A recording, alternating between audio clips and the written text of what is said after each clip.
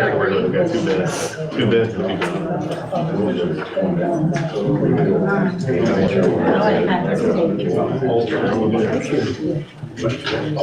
Look sharp tonight, Patrick. Thank you very much, I appreciate it.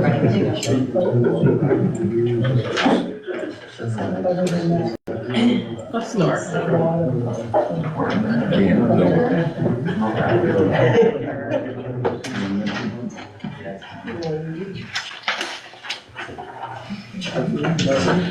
Yeah, I got 1 minute.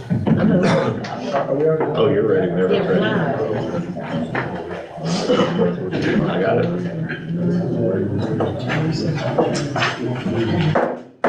Call to order, Rankin City Council. The mayor's gonna be a few minutes late, so he asked me to step in for him. Call to order, roll call.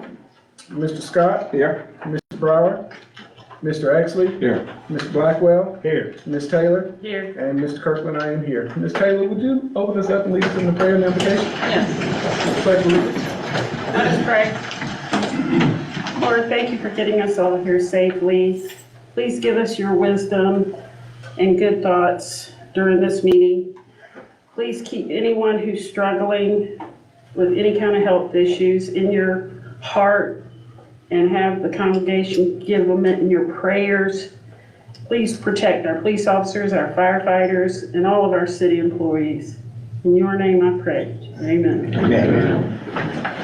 Pledge Allegiance to the flag of the United States of America and to the republic for which it stands, one nation, under God, indivisible, with liberty and justice for all.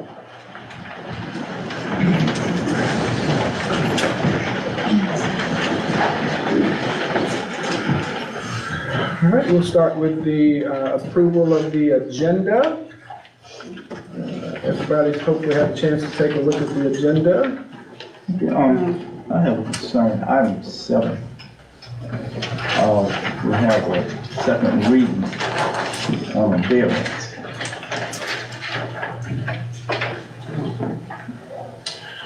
I know we did a first reading and we did not do a second reading. We didn't, they asked for it to be postponed to this meeting, just because they had another agenda item at this meeting, so they asked for them to be together at this meeting, the Okay. second reading. But on the second reading of an ordinance, the charter, is that an ordinance? On the second reading of a variance. Second reading of the variance. Okay. So That'll be tonight. Does the ordinance call for second reading on the variance? It does, it changed recently to require 2, which is why you're having 2, when typically you would have to have 1. Okay, thank you. Make a motion we approve the agenda. Second. Have a motion to approve the agenda by Ms. Taylor, by Ms. Taylor, seconded by Mr. Scott. Any questions or discussion? Mr. Scott? Yes. Mr. Exley? Yes. Mr. Blackwell? Yes. And Ms. Taylor? Yes. And myself, I say yes. Next item on the agenda is the approval of the minutes from November 22nd, 2023. I have reviewed those minutes, and I did not find any corrections or additions. Anyone have anything for this meeting? All right, and- Motion to approve. Second. All right, there's a motion by Mr. Exley, seconded by Mr. Blackwell. Any questions or discussion? Mr. Scott? Yes. Mr. Exley? Yes. Mr. Blackwell? Yes. Ms. Taylor? Yes. And I say yes as well. Second item is the approval of the November 22nd public hearing. I reviewed those, and I also reviewed the Facebook Live as well, and I do not have any additions. Anyone have anything for this particular item?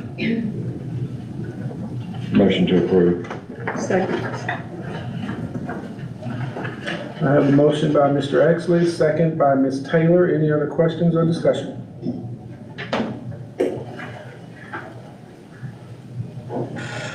All right, Mr. Scott? Abstain. Mr. Exley? Yes. Mr. Blackwell? Yes. Ms. Taylor? Yes. And I have to abstain because I was not present. All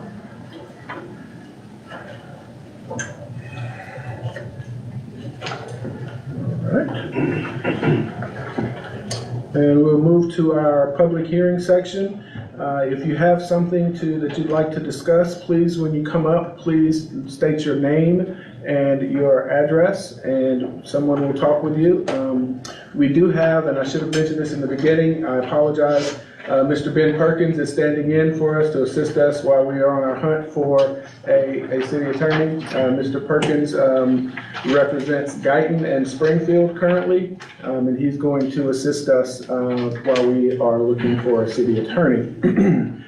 So we are moving to our public hearing section, and we'll move to public hearing number 1, which is a public hearing on a petition filed by H.E. Shepherd on behalf of the Bank of Newington requesting a zoning map amendment for a .39 acre parcel located at 111 Lewis Drive to amend the zoning from R1 Single Family Residential to GC General Commercial. The property is owned by the Bank of Newington, parcel number 0465J003A00, and I will turn it over to Mr. Perkins. Thank you, Mr. Mayor Pro Tem. Ms. Lewis, has this been properly advertised and posted? Yes, it has. Thank you. Would the applicant like to speak in favor of this application? Yes, please.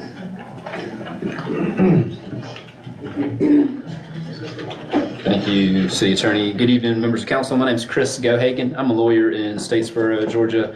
Pleased to be here tonight on behalf of Bank of Newington to present its requests for annexation and rezoning of 2 adjoining pieces of property, one at 5919 South Highway 21 and one directly next to it at 111 Lewis Drive.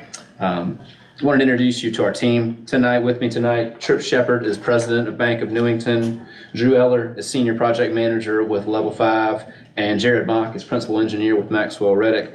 Pleased to have all these gentlemen with me here tonight. You'll hear a little bit more from Mr. Eller regarding the design for the physical facility we propose to site on these properties, and from Mr. Mock regarding the engineering design for the site plan.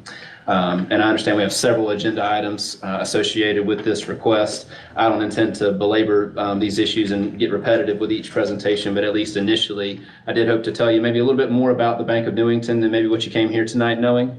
The bank is a locally owned, family-owned community bank.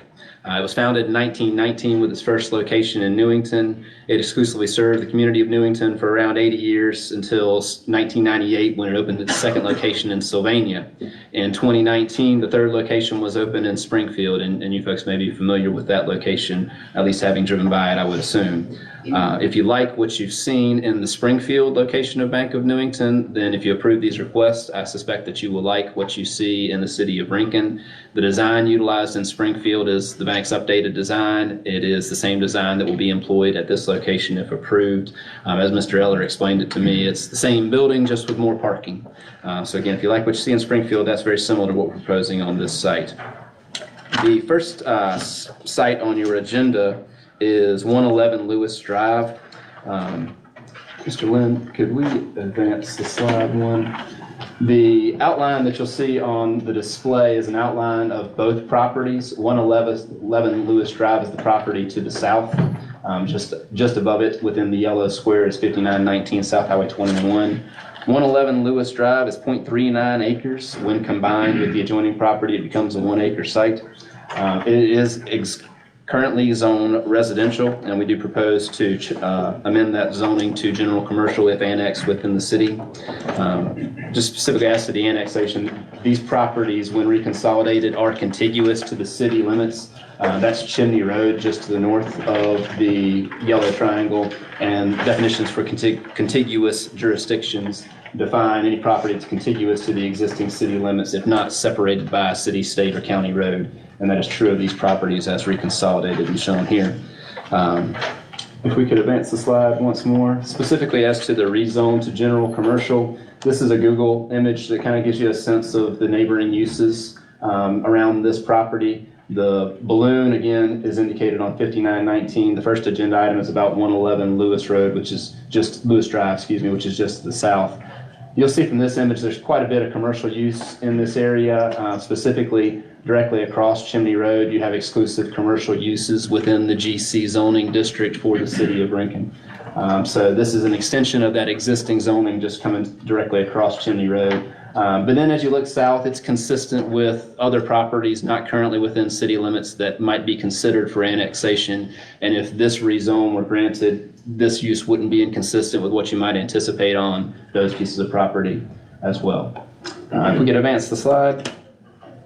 This is the proposal for the facility as shown on the reconsolidated site. I'm going to let Mr. Mock tell you specifically more about this image and the design.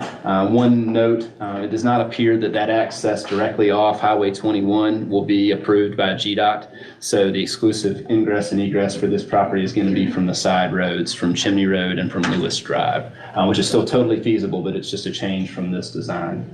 And if we could advance one more. This is the branch in Springfield. This is what the people of Rankin could expect to see on these properties if this project is approved. If you just want to advance just kind of through, this again is the floor plan. Mr. Elder will speak more to this design. This is the same floor plan that will be utilized at this site if approved. It is the bank's modern, very current floor plan. I think it looks great. Customers really enjoy it. I've been in it myself and it's fantastic. This part's use will also feature a drive-through. Finally, this is the official zoning map for the city of Rankin. Our property is just across Chimney Road from the furthest south blue squares. This isn't a very big image, I apologize, but perhaps you can see that everything in blue is GC. And so we're just asking to come across Chimney Road with that same GC zoning following annexation of these two properties. Right next to it is a residential house, right? That's correct. Behind it, basically. What are you going to do to buffer that? If we could go back maybe to the second page of the slide, you can see what you're talking about. I'll let Mr. Mock specifically speak to the buffering elements of the plan. I'll say Malcolm Smith he's gone tonight. He's the gentleman who owns that piece of property. He was here tonight and said he might have to leave. He fully supports this project. There's been conversations between the bank and Mr. Smith as to how to ensure that this doesn't disturb him, and he's all on board with it. So Mr. Mock can specifically address, what the plan calls for in terms of buffering, but I'll just add that it seems to be fully adequate to the neighboring owner. Okay, that's all I have for 111 Lewis Drive. If you have any questions for any of the team at this time, I'm sure we can field them. Otherwise, I may ask Mr. Elder to come up and tell you a little bit more about the building design.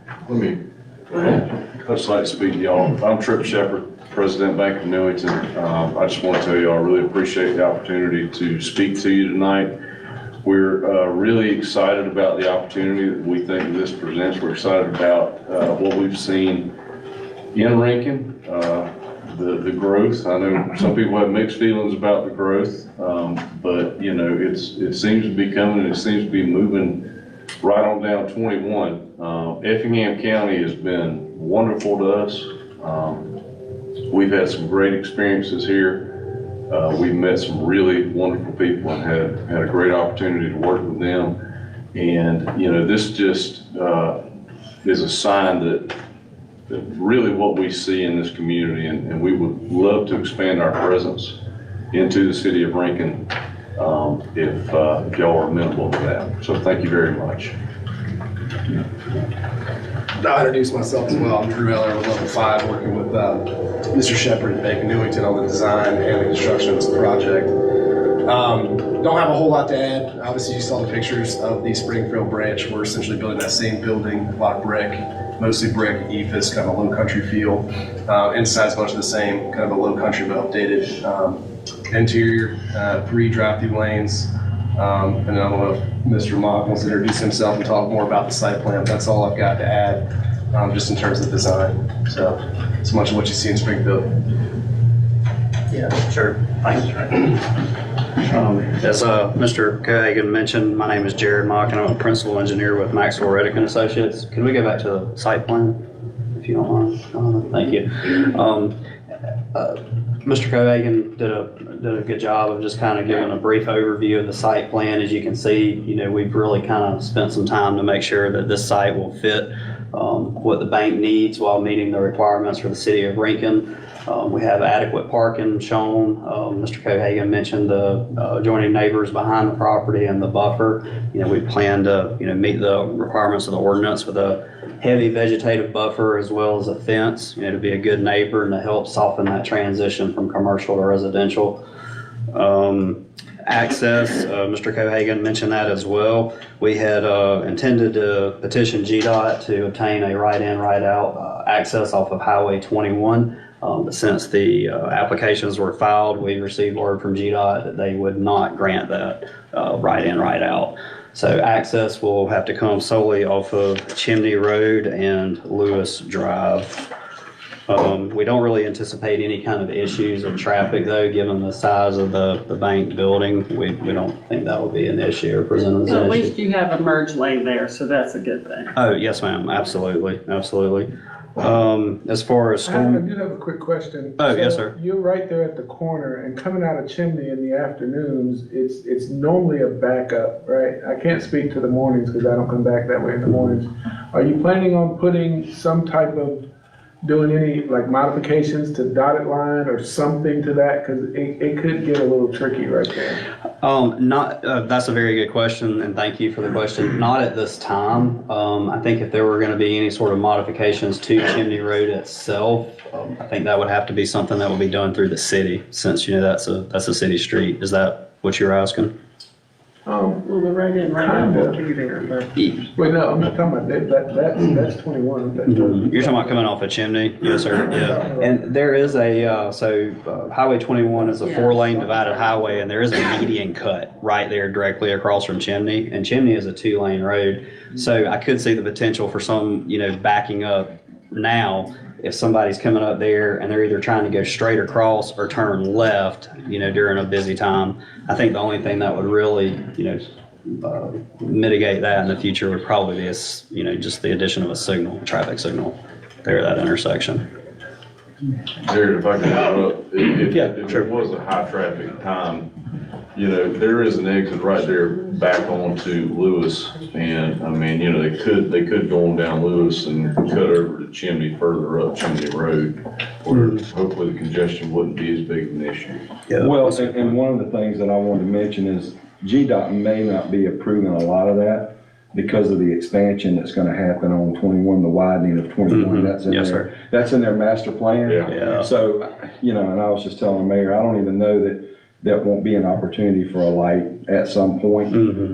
But that's probably why they're not approving a light coming on to 21 because of that widening of. Yeah, it very well could be. They didn't provide much explanation other than we're not going to approve it. Just pretty much a no. Exactly right. And, so yes, sir. There was a question back there.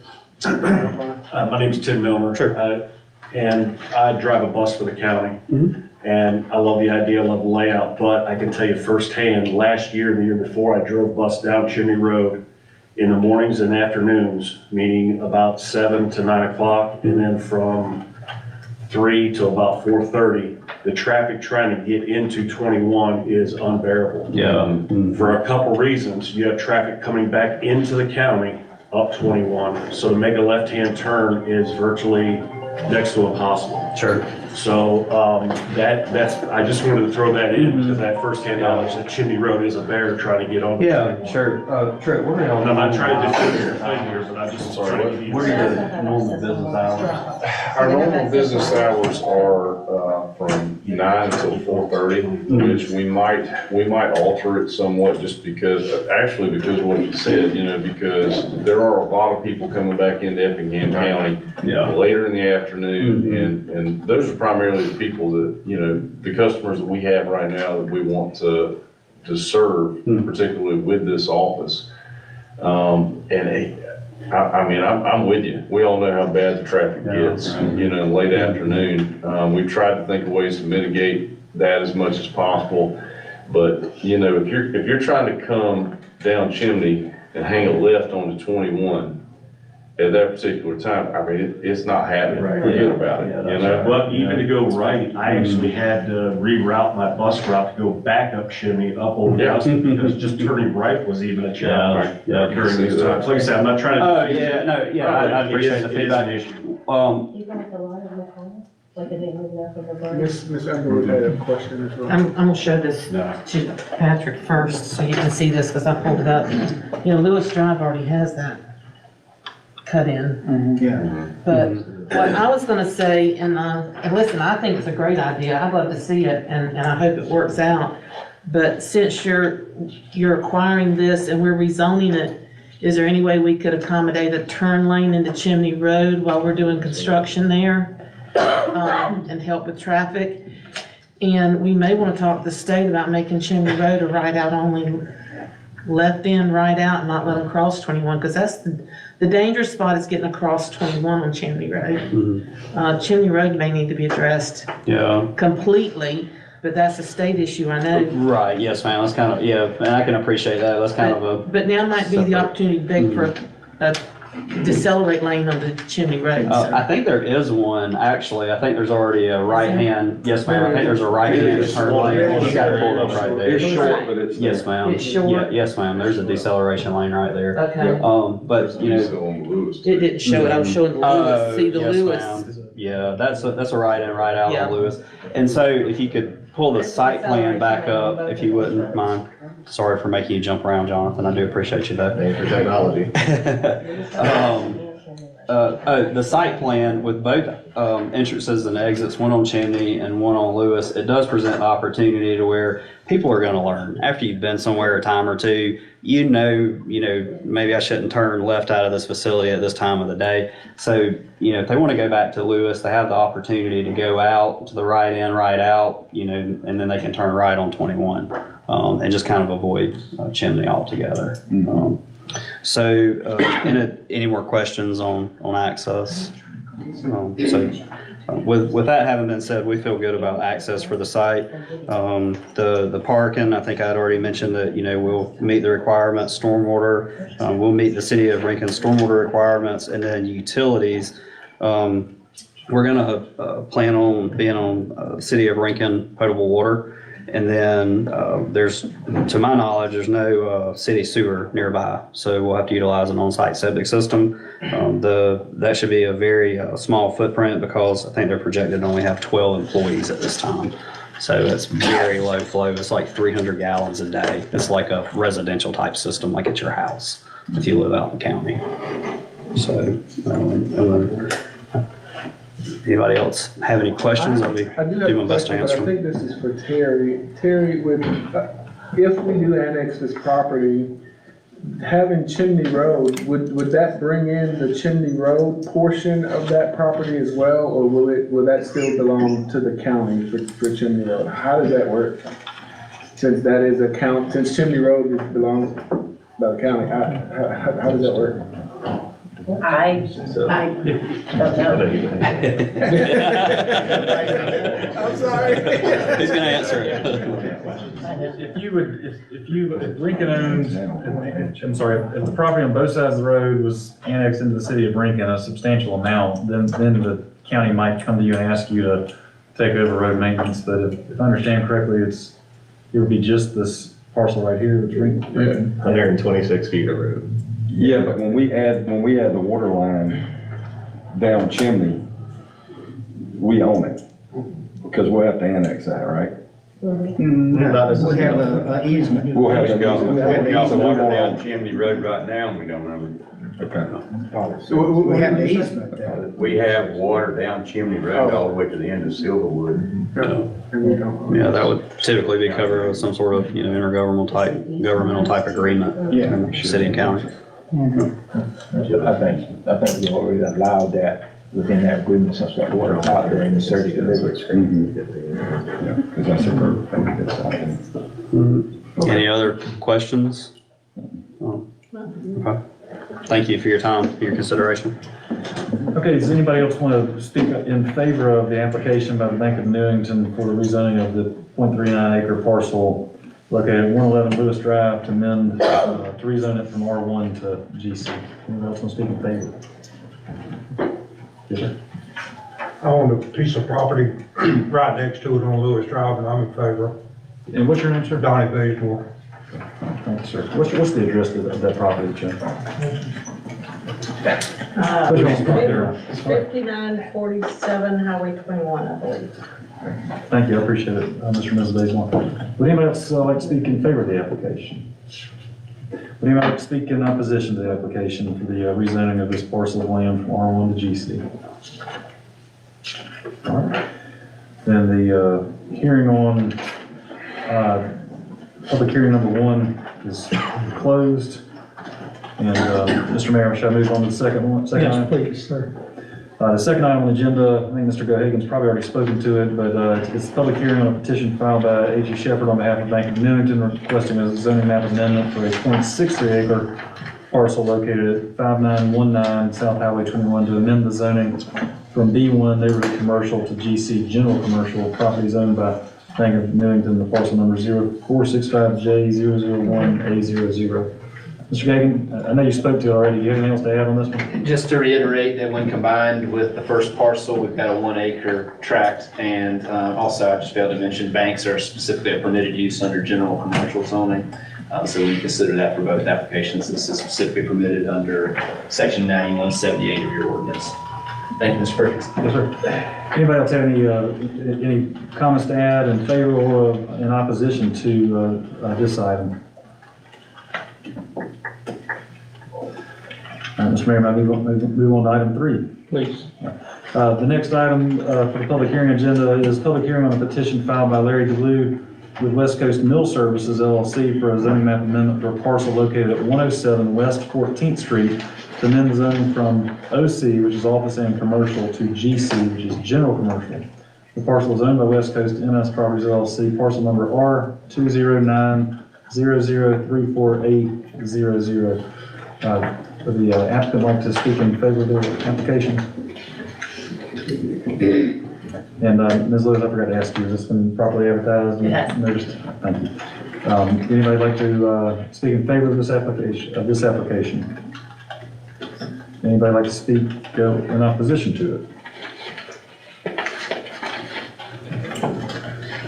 Shall I move on, Mr. Mayor? Yes. Can I ask a question of Ms. Lewis, since there's nobody here? There's residential on both sides of this property, is that? There actually isn't, there's residential on one side, and then the side closest to 21 is actually a business. Oh. I drove, I have the house Yeah, next I to drove it, it's by. very small, secluded. I missed the road even driving by, Yeah. trying to It's find it. hard to find. And it looks like nobody may be living there, or it's a rental, or they're away at work, There's a Very little decent traffic in vegetative that buffer between the, there is a buffer between the house. right between the fence house with and the vegetation. business. And then on the other side, it's actually a A business. business. And the property in front of the business across the road is a vacant lot. I'm Kimberly Nettles, and I'm a homeowner. Actually, my family has owned our home at 108 West 15th Street.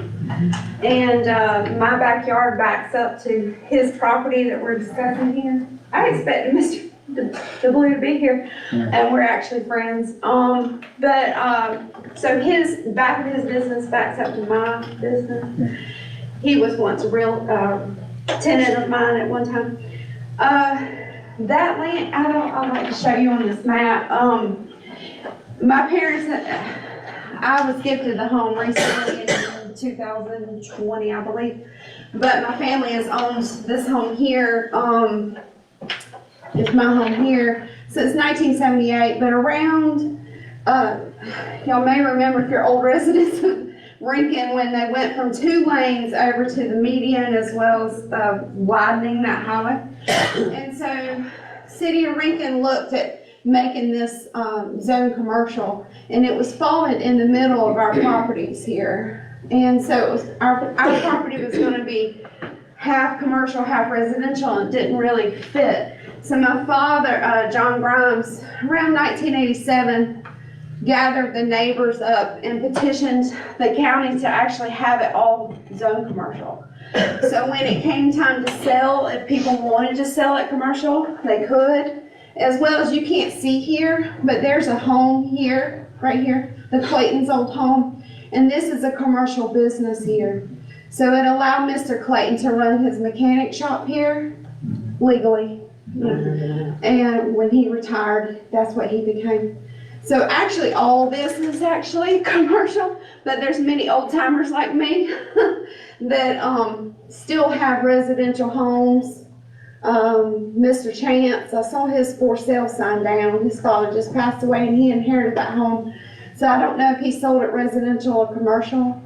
These two actually used to be one residential property. When my father had all this taken care of, that property went commercial as well as that lot. That building was built. This is a home that's actually vacant, and that person owns that property. He knows it's commercial property. He just hasn't had anybody come in and offer him money. He had to put it up for sale. So I'm fine with this. I know, like I said, I know Mr. Larry. This is a business here too. It used to be Miss Bryce. I don't know why Larry's not here, but I do want to let you know, when you're speaking about this being residential, actually it's not. You can be grandfathered in one-time residential, and if you looked at the taxes, this home, Mr. Chance, is actually already zoned commercial. If you look at the taxes, because the Braves sold it to a realtor, so she became a commercial owner of the property. So when she sold it, she had to sell it commercial. Just like with me, I'm grandfathered in residential as the first owner, second owner, but I'm told I have to sell it commercial.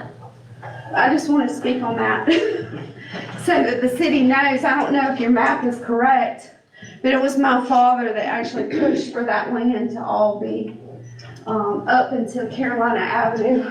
All this is commercial. It's just some of us old timers are still in the residential and actually use our homes. We appreciate the history lesson. Sorry about that, and I apologize how I look. I work at a rock yard, so I apologize how I look terrible. Ms. Lewis, can you verify, you probably haven't had time to research those particular properties around, but can you verify the zoning on any of those that she spoke It's a to? mix of office commercial and general commercial, and it's not unusual to see this up and down 21 and slightly behind that on actually both sides of 21, where it was rezoned at some point in the past, even though it was primarily residential uses, was rezoned at some point in the past to commercial, maybe just given the proximity to 21, and with the idea that, I wasn't here then, but I'm guessing with the idea that at some point those would change to commercial uses, so. And so you see kind of a mix. I had somebody that reached out about another parcel in a similar situation. They have a house on the property, but it's zone general commercial. They'd like to use it as a commercial property, so I think just like like she said, you're gonna start to see more of that as people leave the residences, see it get converted into commercial. You can, as long as that residential use hasn't gone away for more than a year, you can still use it as a residence, but once that's gone away for more than a year, then it needs to be a conforming use, the next business, or the next person that buys it.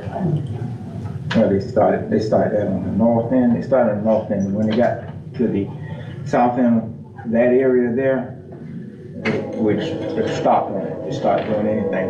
And then I remember Mr. Clayton's shop, they finally came in. There was a request about it. And then there's a period of time in which they got a petition together and they came back, and it should be somewhere in the file. But I can remember when it all was.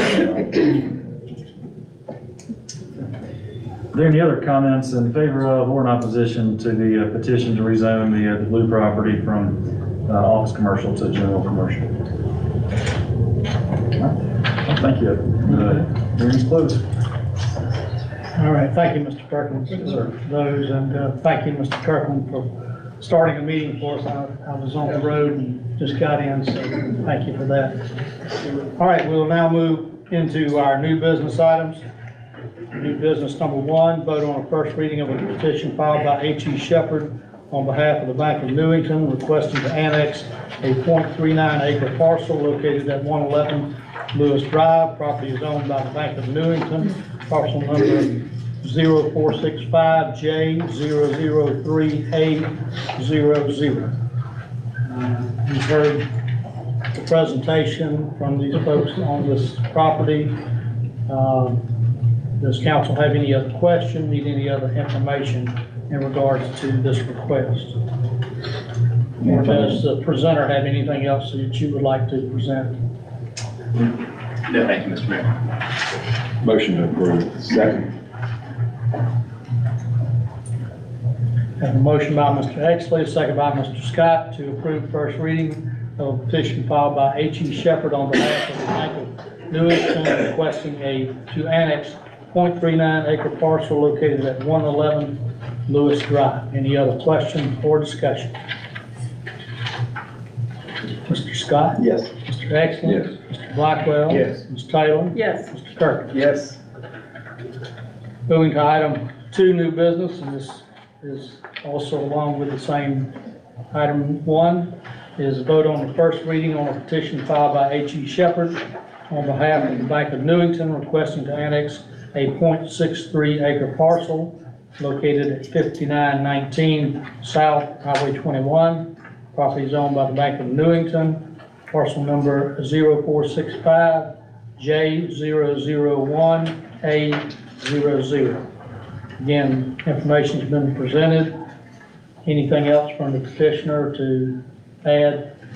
No, thank you, Mr. Mayor. Any questions from council for the presenters? In order, offer motion to approve. Second.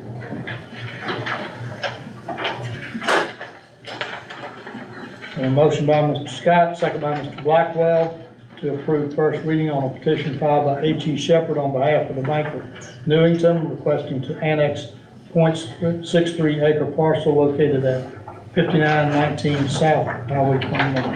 Any other question or discussion? Mr. Scott? Yes. Mr. Exley? Yes. Mr. Blackwell? Yes. Ms. Taylor? Yes. Mr. Kirk? Yes. Item number 3, new business, is vote on the first reading on a petition filed by H.E. Shepherd on behalf of the Bank of Newington requesting a rezoning for a .39 acre parcel located at 111 Lewis Drive to amend the zoning from R1 Single Family Residential to GC General Commercial. Property is owned by the Bank of Newington. Any other additional information do we need? No, thank you, Mr. Mayor. Any questions from council? Motion approved.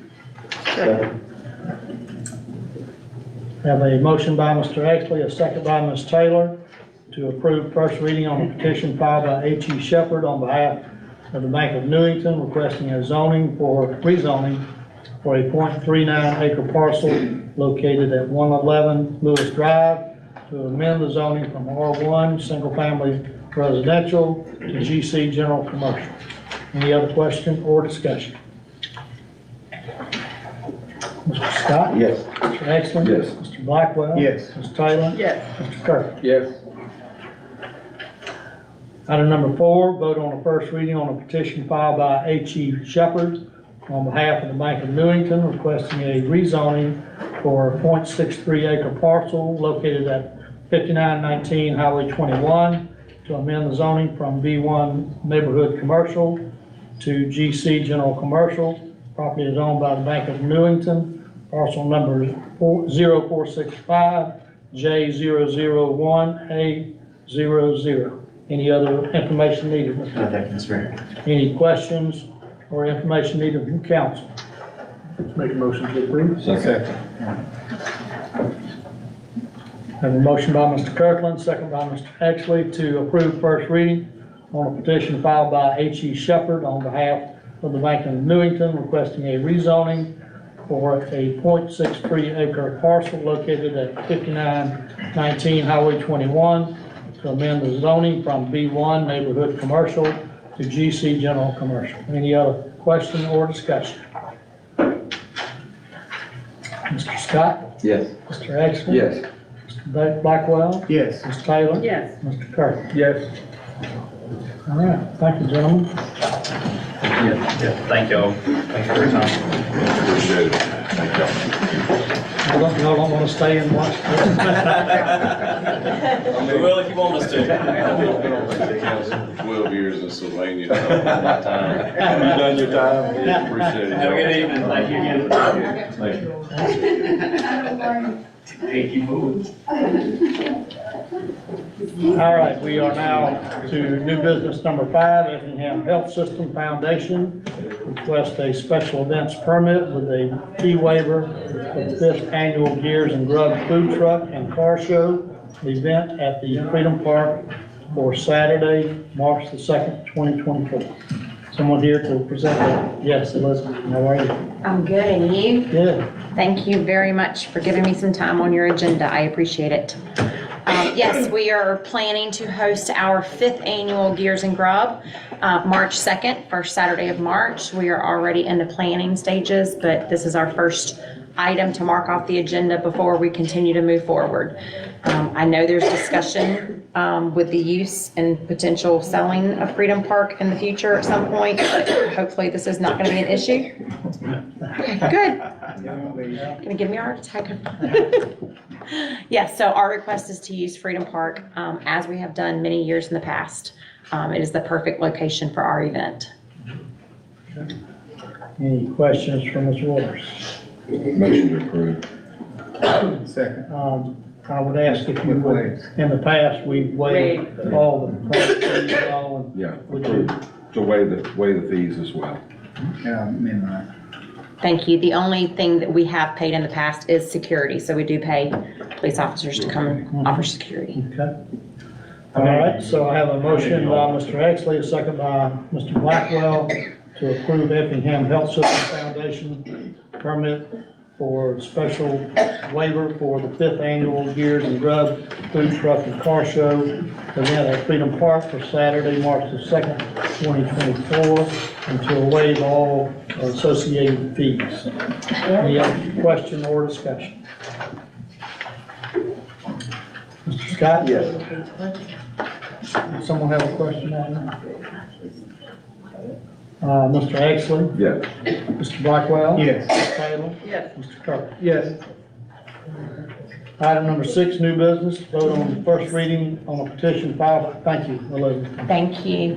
Vote on first reading on a petition filed by Larry DeBlue with West Coast Mill Services LLC for a rezoning for a parcel located at 107 West 14th Street to amend the zoning from office commercial to general commercial. Parcel is owned by West Coast MS Properties LLC, parcel R2090034A00, and I guess Mr. DeBlue is not here. Yes, sir. What is the pleasure of the council? Do we need to hear from him, and do we need to table this until we can? There may be some questions, so. Ms. Lewis, did you? I was just gonna say, this is a first reading, so if you moved it forward to the second reading and they didn't show up, I would absolutely recommend tabling it at that point. But this, there will still be another vote before council on the second reading. So. And then if we have any concern, we can get in touch with them the other side. Yeah. Offer motion for approval on first reading. Second. Motion by Mr. Scott, second by Mr. Exley to approve first reading on a petition filed by Larry DeBlue with West Coast Mill Services LLC for rezoning for a parcel located at 107 West 14th Street to amend the zoning from office commercial to general commercial. Any other question or discussion? Mr. Scott? Yes. Mr. Exley? Yes. Mr. Blackwell? Yes. Ms. Taylor? Yes. Mr. Kirk? Yes. Item number 7, new business, vote on the second reading of a petition filed by Joe South with Cold Storage Development requesting a variance to construct a cold storage warehouse 5 feet higher over the current 50-foot height limit to meet industry standard construction located at portions of 0 Highway 21 and 0 Heritage Way. Property is owned by J&W Land Holdings LLC. Property is zoned limited industrial. Parcel numbers R28100001 and R28100002. Yes,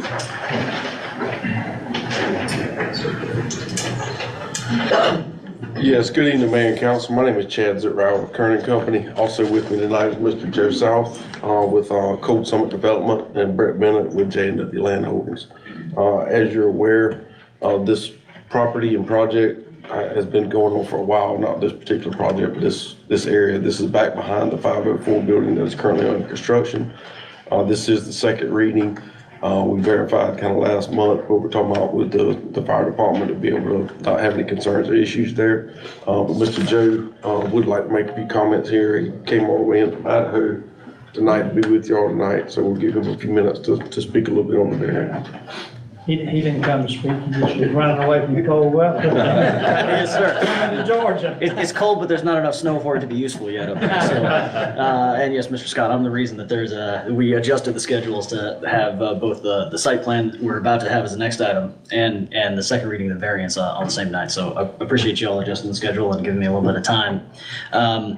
I normally bring up pretty pictures and talk about the project itself, but I know you all have already seen both for the variance and the site plan. You've already been through that, so I won't spend a lot of your time considering the number of patient people we got here, the number of items you have on your agenda. But we always find it important to represent Cold Summit, just to let you know who we are and who you can expect to be working with in any community that we go to. So Cold Summit is a small company of 14 people. It was founded 4 years ago. In that time, we've done 3 projects similar to the one that you see before you in communities near Dallas, near Chicago, and another one in Dallas, and one outside of Phoenix. We also have projects that are approved near Indianapolis, and then we just started 2 newer projects. One of those is the second one I mentioned in Dallas, and another one in Wilmington, North Carolina. The reason I always want to come and put a face to a project is, on a personal level, I'm from a very small town in the Midwest, even smaller than Rincon, about 3,000 people where I'm from. If I told you the name, you have no idea where it was, in central Illinois.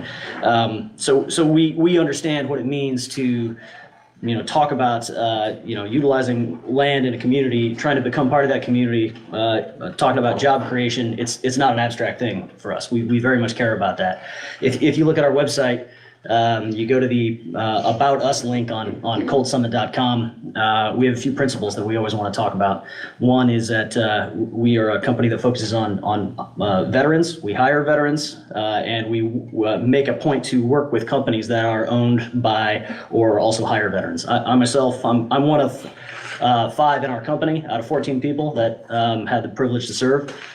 So that is just something that creates a stronger concept of team and service with our company. Another thing that's really important to us that you'll see on there is that as a standard practice, we donate back to the communities where we build our facilities. What we like to focus on is education. So 5% of the fees that we make off of any development, our profits, will go back to the community, and that's certainly an ongoing discussion that we can have with any leaders in the community on what would be the best way to do that. But that's something we've done with the folks outside of Dallas specifically. We've really gone down the road on that and been able to help a lot of kids. Specific to the variance, I know that Chad was kind enough to represent the project in the past, as well as Brett, but I know there were some questions about the nature of the application and why 55 feet is this magic number in our application. And in short, it's a little bit about technology has gotten better and allowed the limitations that were previously in the fire code. We have better sprinkler systems that have allowed buildings to go taller. And it's particularly important because in cold storage, you have a scenario that is not in regular dry warehouses where all of the equipment to keep the building cool is at the top of the building. And there are requirements for clearances, so you lose a lot of space up top. And as a result of that, better fire suppression systems have been developed, and what you are seeing now is an industry standard where buildings go up to 55 feet. So that is just kind of the direction of the cold storage industry. Again, there's kind of no way to cleverly design around that hardship of just the loss of space that's near the top of the building. I'm happy to answer any other questions about either the site plan or the variance, but that's who we are, who Cold Summit is, and we're very eager to work with you all and be a part of the Rincon community. I appreciate you coming, Mr. South. Chad and Brett will represent you well, but it's always good to see a face that, Yes, sir. as you said, connects to the project. And so thank you for taking the time to come down here to be with us in person. It's my pleasure. This question is for Terry again. Should we go ahead and change the ordinance instead, because a variance says there's a hardship, and that's how that's how the ordinance reads, right? So do we need to change the ordinance because I absolutely think it's a great project. I just, variance, how we've always done variances is hardship, and this does not necessarily do a hardship, right? So that's what I struggle with in saying, you know. If it falls not an industry standard, is it not a hardship for this company? It's not, no, not necessarily. They can't compete in the same way that other people do in their same industry. Well, in terms of your question about should we change the height, one of the things further down on the agenda is a request to hire a consultant to draft the new UDO for Unified Development Ordinance for the city. So that's something that we'll definitely be taking a look at, not just heights for certain types of warehouses, but I think just heights across the board. Are they right, too high, too low in different areas? So certainly if we start to see a lot of cold storage facilities coming in here, and we knew that this was a change that would have to be made, then yes, then we would definitely want to consider that at this time. So the 5 additional feet is really strictly something related solely to the cold storage? Yes, sir. It's not something that you see as a struggle for dry warehouses, just because we have so much more refrigeration equipment. So, I mean, we could, as you talk about framing our ordinances, we could make it specific to cold storage facilities. I would be okay with that, because my concern would be a dry, the next one that comes in says, well, you just approved the cold storage, so why can't you approve mine? I think that I would be okay or fine with this variance, but let's get our ordinance to where it specifies the same requirement for all cold storage goods. Sir, I'll also tell you that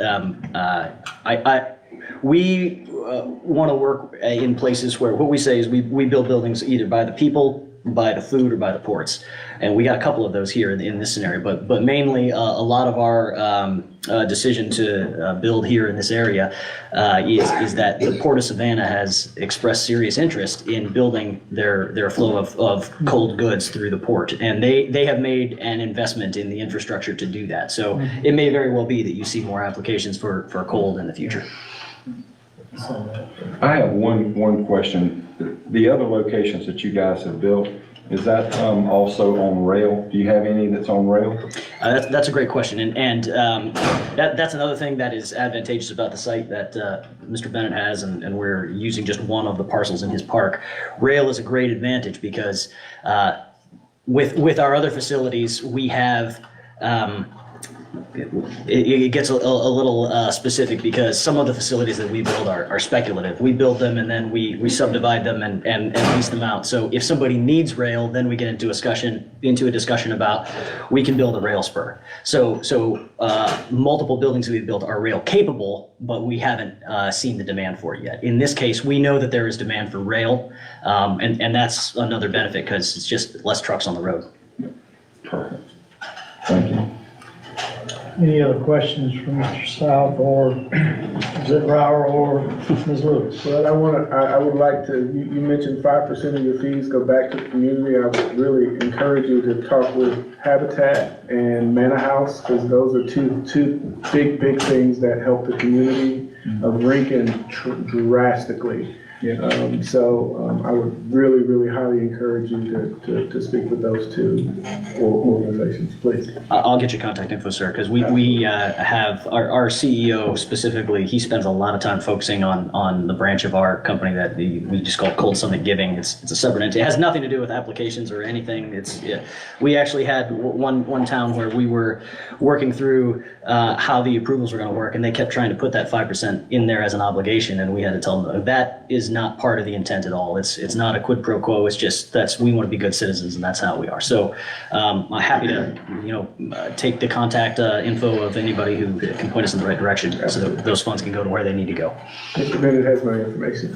Can I get, was there not some mention that that's rail in, truck out, or is that truck in, rail out? Is that a specific thing that was talked about before? Or is it gonna be some of all? It'd be some of all, man, yes. The intention is, what you find often is that beyond a certain distance away, rail becomes a better option. So that means, like, let's say, there's a lot of protein production when we talk about farmers and if that's pork or that's chicken, throughout the southeast, it broadens the radius where you can bring more product in, because otherwise folks would want it to be more local, what would make sense to them to get it through the port. It allows, you can create jobs in one location where a lot of the processes like blast freezing have to happen, but you can bring it in on rail from farther away. So it increases the reach of the facility.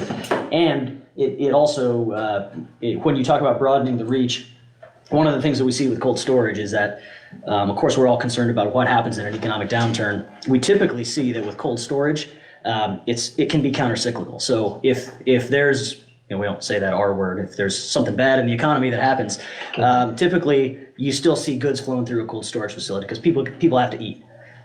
So maybe they're not eating out as much, and not as much of that those cold goods are going to restaurants, but people go to Walmart and Costco.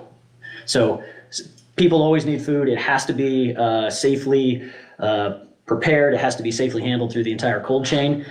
So we see resiliency in that. I think there's just concern with rail, especially there at 21, and what rail usage and cars changing and pushing across that highway and stopping traffic. But Chad, so we're prepared for it. I support that, and I'm really glad to see you come. But I'm just kind of concerned about what railroads are going to be like on 21 at some point. Understood. Just so everyone's aware, there's a restriction on that particular rail that goes out there that does not allow operations between 8 a.m. and 10 p.m. or I think 7 a.m. to like 9:30, Okay. or from 3 o'clock to 6 o'clock. So it's peak hour traffic is not allowed for rail crossings at that location. All right, if there are no other questions or information needed, a motion would be in order. Motion approved. Second. Have a motion by Mr. Exley, second by Mr. Scott to approve second reading on a petition filed by Joe South with Cold Summit Development, requesting a variance to construct a cold storage warehouse 5 feet high over the current 50-foot height limit to meet industry standard construction located at Highway 21 and 0 Heritage Way. Any other question or discussion? I support this. Mr. Aku, would you be willing to specifically state for cold storage instead of, you can. Yes, for cold storage, variance for cold storage only. Motion. Yes, okay, yeah. Thank you. Amend that second. All right, any other question or discussion? Mr. Scott? Yes. Mr. Exley? Yes. Mr. Blackwell? Yes. Ms. Taylor? Yes. Mr. Kirk? Yes. Thank you, gentlemen. Thank you. Are you going back to Idaho, or are you? got one more. We're gonna let you get through number 8. We're number 8 also. I'll be getting out of here quick. Item number 8 is a vote on a application filed by Cold Summit Development requesting preliminary site plan approval to construct a 336,512 square foot temperature controlled rail served distribution facility. Property is located at portions of 0 Highway 21 and 0 Heritage Way. Property is owned by J&W Land Holdings LLC. Property is zoned limited industrial, parcels number R2810001 and R2810002. Yes, thank you, sir. This is the site plan application for the same property as the variance was recently approved on for the second reading. I don't really have anything specific to add to this application unless you've got some questions that you'd like to hear. I believe the planning board was unanimous approval. I think we have staff recommendations as well. I just had one question. Are these jobs that are gonna be created, are they specialty jobs, like technical jobs? So what we typically find, I can't exactly talk to the local labor markets. However, what we do see across all of the locations where we build our facilities is that when you compare to standard dry warehousing, those jobs, what you'll see is a premium in a cold environment because it's cold and people have to be compensated for working in a cold environment. And typically what we see, the breakdown is between 10 to 20% of the overall job creation would be salaried, whereas the remainder would be hourly. But those, of course, are estimates of what it would be when the facility is at full operation, because it does depend on the flow of goods through the facility. So I wouldn't go so far as to say highly technical, but they do receive a premium over normal warehousing jobs. I was just curious, because, you know, we got the technical college here in the county, and then we also have the career academy. I didn't know if that was something I could partner with them on, you know, like some kind of a, you know, program or something that kind of help with that. I didn't know. Happy to take that feedback as well, and we can see what we can do there. Just asking a question. Yes, sir. Thank you. Any other questions from Mr. South or Mr. Zimmer? Motion approved. Motion by Mr. Exley, second by Ms. Taylor to approve the application filed by Cole Summit Development requesting preliminary site plan approval to construct a 336,512 square foot temperature controlled rail served distribution facility. Property is located at portions of 0 Highway 21 and 0 Heritage Way. Any other question or discussion? Mr. Scott? Yes. Mr. Exley? Yes. Mr. Blackwell? Yes. Ms. Taylor? Yes. Mr. Kirk? Yes. Thank y'all, appreciate it. Thank you so much for your time. Thank you. Chad, you're not going to Idaho, are you? Not tonight.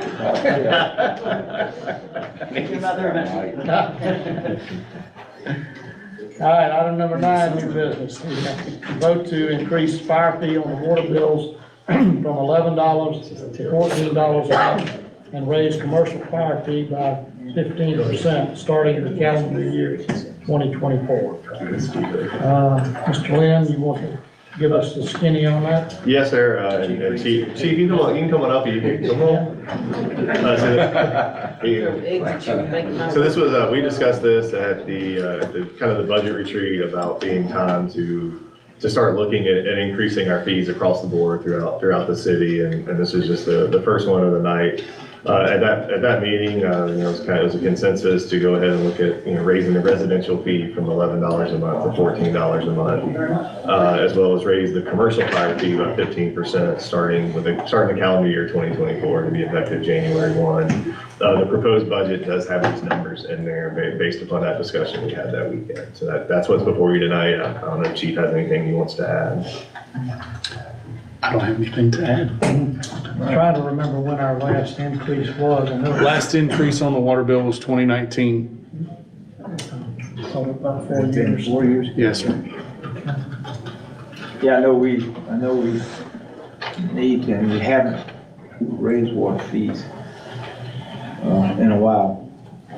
But the way this economy is going now, I really believe that we need to do everything we can, because our senior population is quite heavy in this community.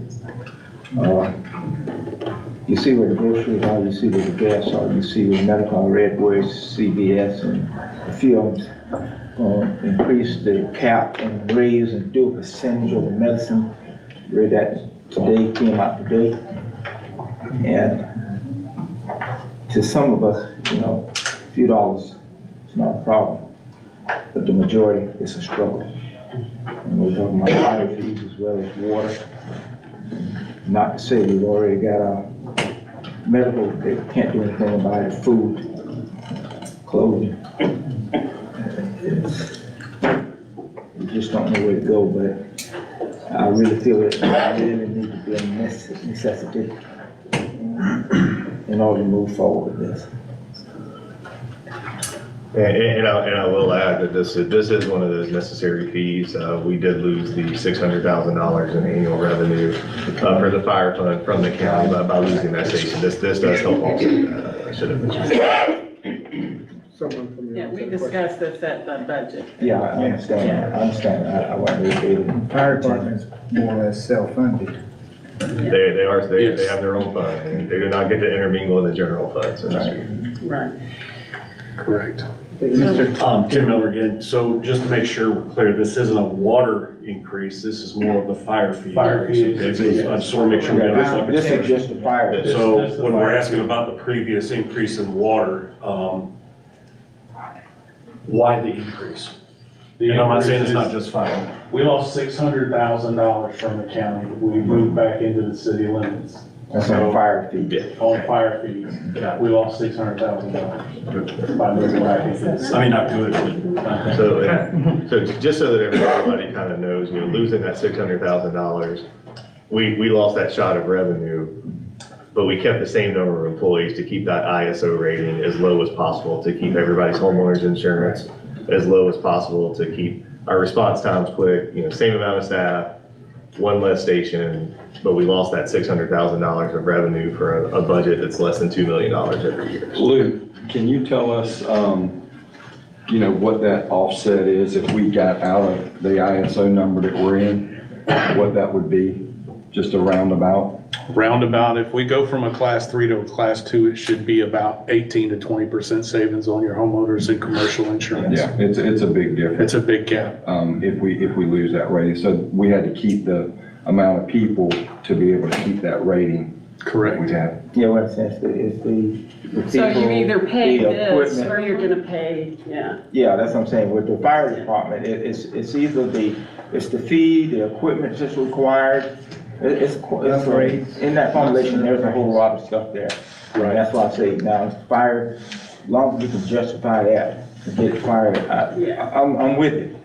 But also I'd like to make sure that we focus on, these CIDs when they come available and start paying in. Because one thing about rolling forward, it's hard to roll back. Right. And the CIDs. We should start seeing our CIDs in '24. Yeah, in '24. Hopefully start coming in '24, yes. And of course, Brett left too, so that was a good time. One last question, I don't know if this has any, but does this help the city residents with their homeownership going down? That's right. Correct. It stays down because of that. Insurance, okay, so that's a good selling point. Right. Correct. We had an ISO inspection and we're in a 90 to 100 day window. Hopefully we'll go to a class 2 from a class 3, which will be even more savings. If we stay in a class 3, you say, correct. Yeah, good. Thank you. And for the fire department, we need to, if we can adjust, we can justify it, we need that. We need those funds because believe it or not, I don't know how many of you all checked into your homeowner's insurance right now? It's going up. It's going up and they're breaking the deductibles up. And they're taking certain components and putting them on the certain deductible.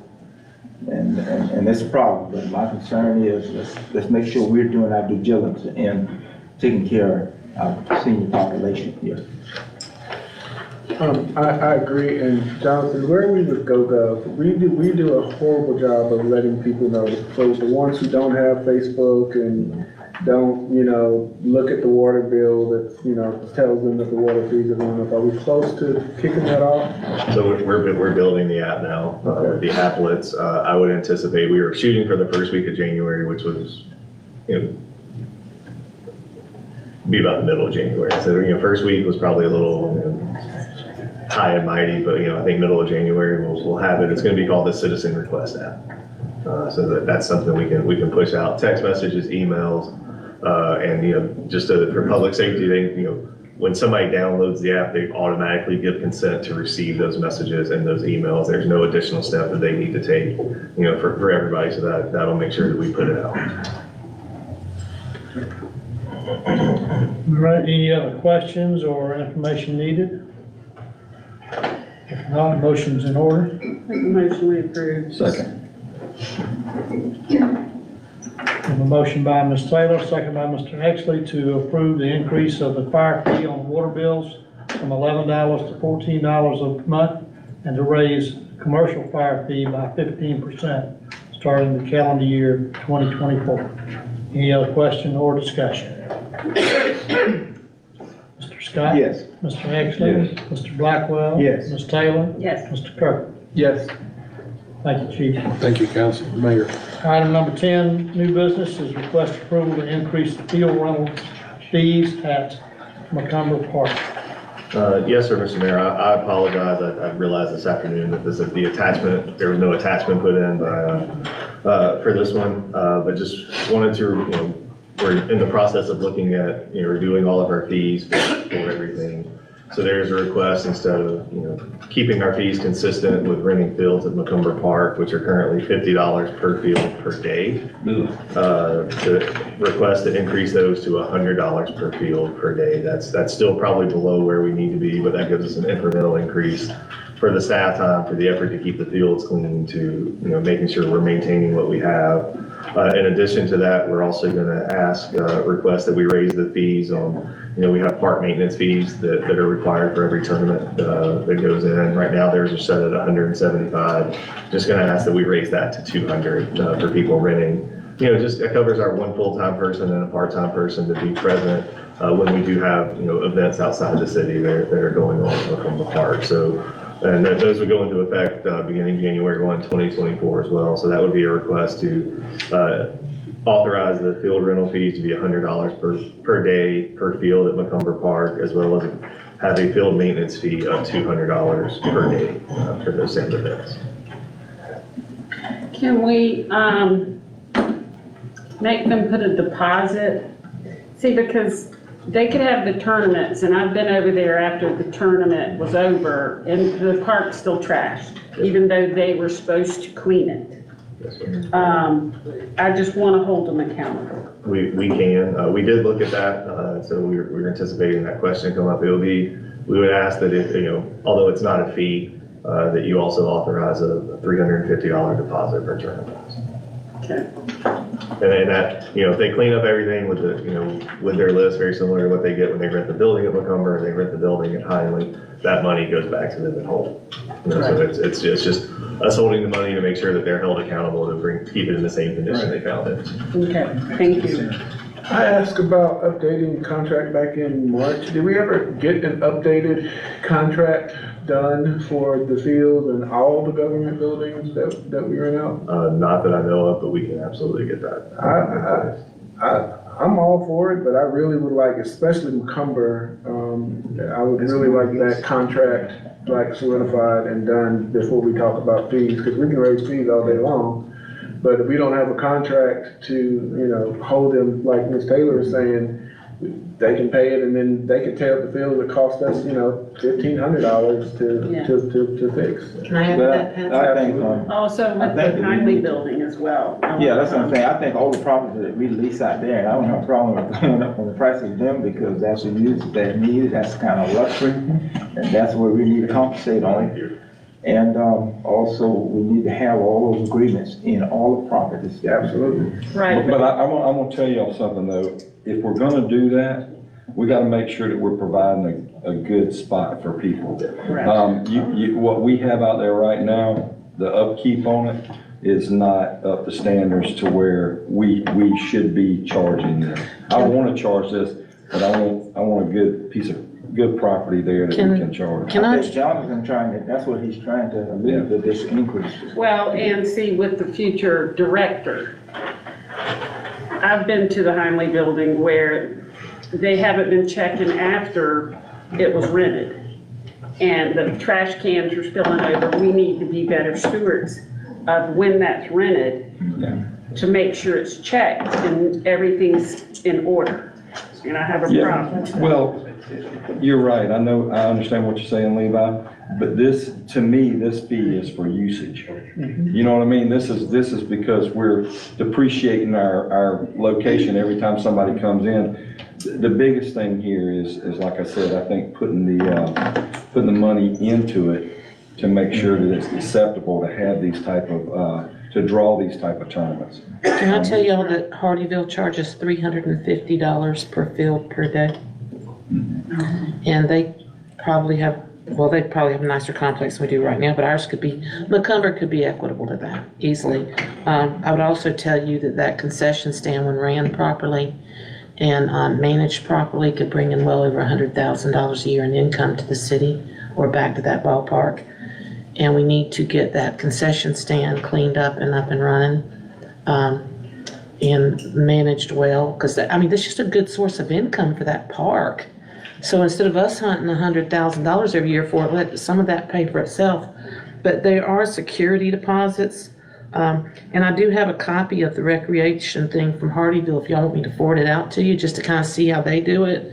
But they have a security deposit, and the field's inspected the next day, and if our people have to clean it up and they don't get their security deposit back. And but I think that's just a workshop that needs to happen, because like Patrick said, there's a lot to organize with that, and we really need to see about getting those bathrooms redone before the first tournaments in March, because tournaments are coming. I think you can do the rest of the things that need to be done there while tournaments go on and stuff, but because a lot of it's just fluffing it back up, to be honest. And cleaning. So, but I would suggest looking at what Hardyville, and I think Springfield's $200 a field. So $100 a field, they've still got a deal. That's what Mr. Osborne said earlier when we were talking about this back earlier in the year, or late last, that's why we have so many tournaments, is we have the cheapest rates. Well, and so every weekend there was a tournament over there. Well, and I talked to several people at different parks around the area, and they told me point blank that if we were only charging $50 a field and we were providing chalk and lights, we were losing a ton of money. Oh, yeah. And so that's stuff to look at. But I would say, Jonathan, that we need one maintenance week a month for that park, because when they have tournaments, 52 a year, there's no maintenance time. So I think we might need to look at one weekend a month that's just a maintenance weekend. Even with our rec ball. Yeah. We don't have time. And your staff needs a break. I don't disagree with that at all, but I do think since we are currently looking for a rec director, let's let him or her come in and kind of do the same thing. Yeah. To kind of tell us how they want to bring the park back. I'm more concerned about just the contract in general. The fees, yeah, we can add that, but I'm not comfortable with doing more fees until we have a good contract. The one pager that I see is nothing. It doesn't hold them to a dang on thing. So I would really like to have a contract with Macomber. I thought that y'all were working on it, but I know we've had a lot going on in the rec department, so. They can get the contract in place, and then the staff and the director, just let them know how critical it is and urgent it is that they govern themselves based on that and on that contract, and get them to do what they need to do when they need to do it, and set a time on it. He need to present, whoever it is, he or she need to present that. So if we make a motion here, because when he's doing the contract, he needs to be able to put the fees in there. So we can make a motion for the accepting this, but having the. Contingent upon a contract Contingent upon a contract. with the attorney and the rec directors. Right. Well, I'd say make these new fees a part of a new contract. Yep. Right. I'll make a motion to make those a part of the new contract and the fees. And I second.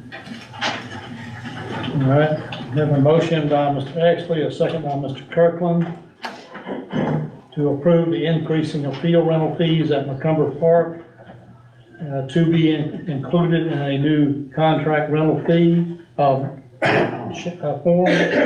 and those new fees would be $100 per field per day, a $200 maintenance fee per day and increasing the deposit amount to $350. Yes, Does that touch all our bases? That's it, yes, sir. Recreation, touch all. Probably fundable, yep. Any other question or discussion? Mr. Scott? Yes. Mr. Exton? Yes. Mr. Blackwell? Yes. Ms. Taylor? Yes. Mr. Kirkland? Yes. All right. Item number 11, new business, is to vote on a recommendation to update the business license, permitting, and planning fee. This was all Terry. Well, Terry plus David, Sherry, and Lolly. So they're here tonight. We all worked together to figure out what we wanted to recommend to council for fees.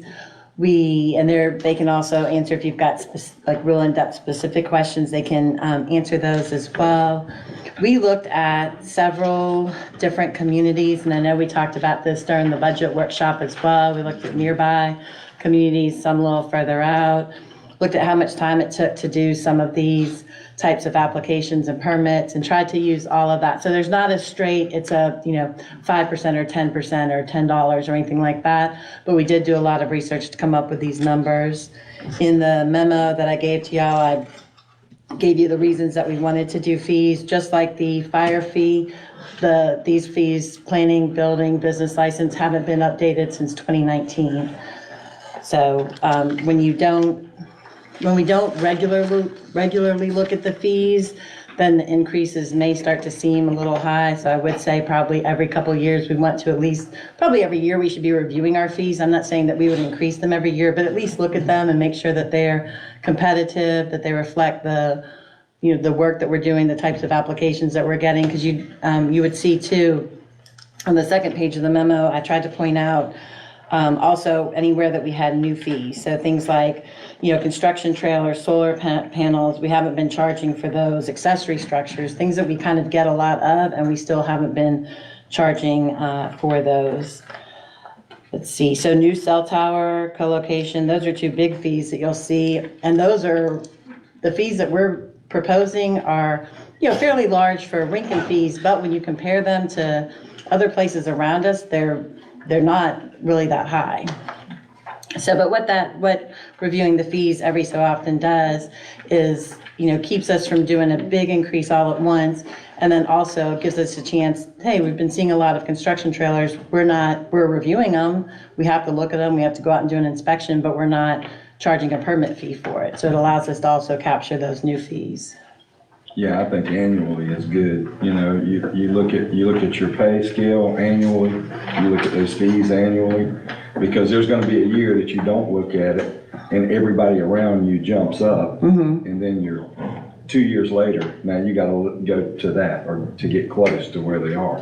Absolutely. City's losing money. And we did find that, a lot of the places had updated, the places that we looked at had updated fairly recently. And it's been, especially Effingham County and Port Wentworth, I'll mention them specifically because they are, right next door. So they had recently updated fees as well. I think anytime we've had this discussion in the past, I think we've all kind of acknowledged that we don't review them as often as we should. Right. And we do need to do that. We don't want to ever get in a position where we're having to make big jumps. That's right. And that's not the way to do it. Right. Now, if it's every year or every other year, whatever it may be, I think we need to be more consistent in our review. Yes. And so that keeps those increases to a minimum and keeps them in line with what our expenses are doing as we go on. So, yes, we absolutely need to review them more regularly. Yeah.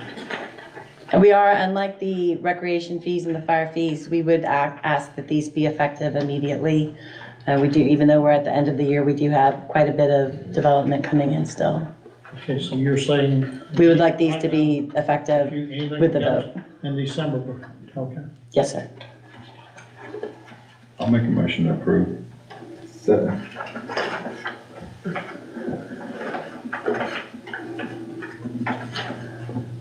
Have a motion by Mr. Exley, a second by Mr. Scott to approve recommendation to update the business license, permitting, and planning fees effective immediately. as they are presented in our documents here tonight. Any other question or discussion?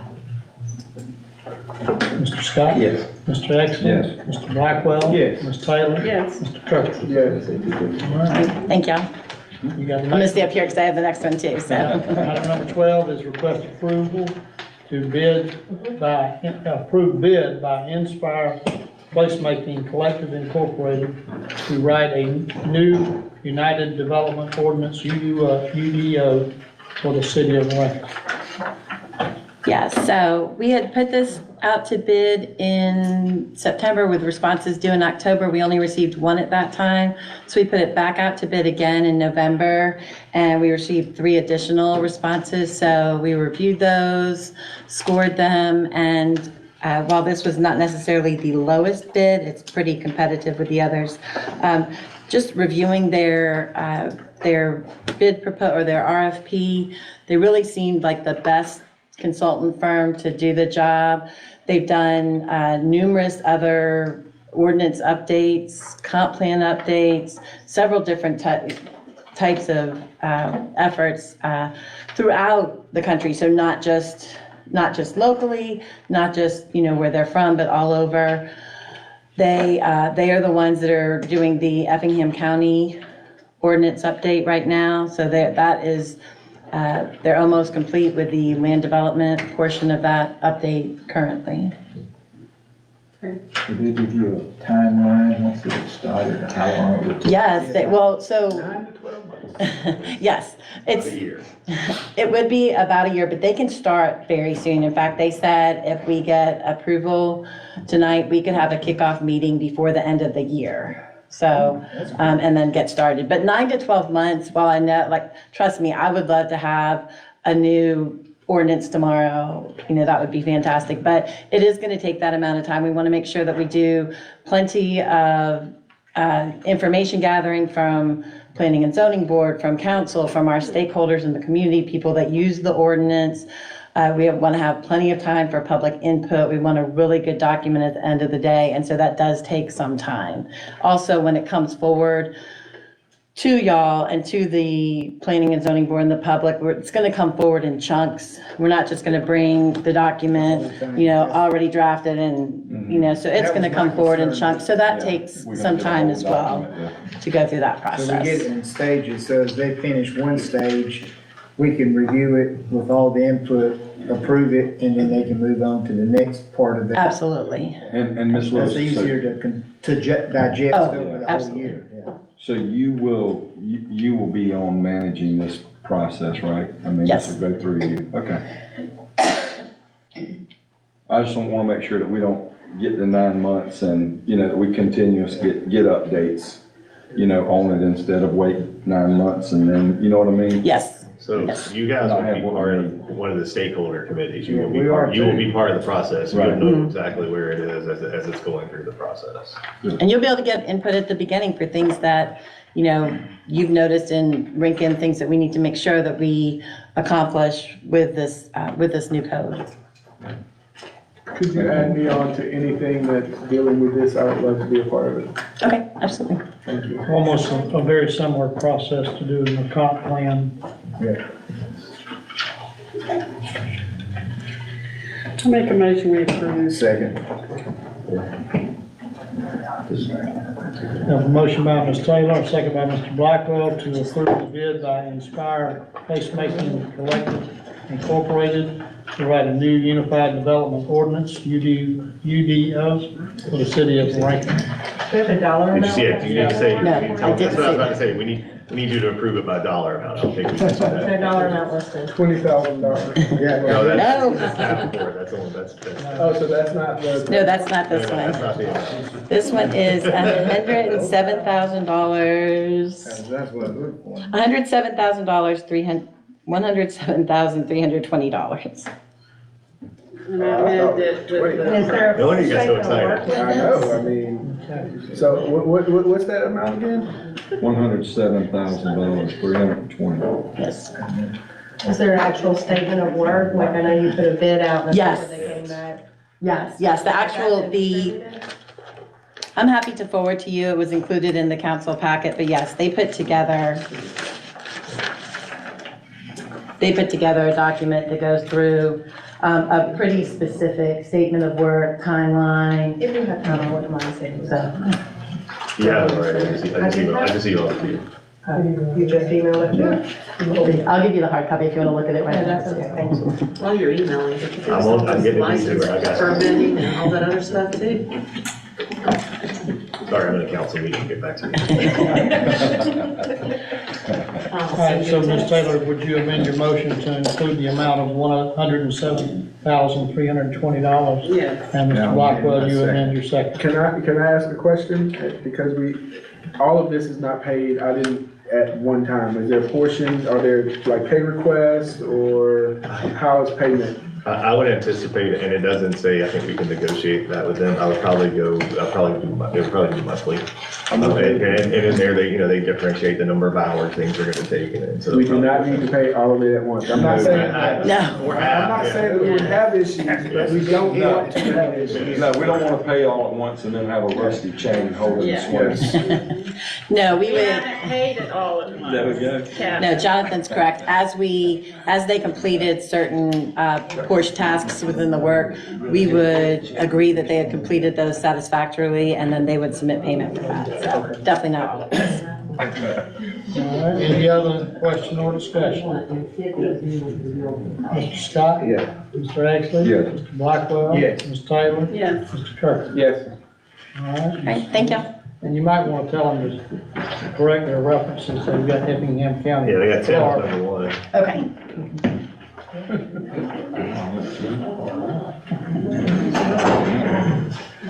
Item number 13, new business, is request approval to pay Savannah River Utilities $146,000 for the Public Works Parking Lot Project, line item number 320, 4100, 541214. Mr. Mayor and council, they've completed the pour on the parking lot. They just got a few more punch items to do.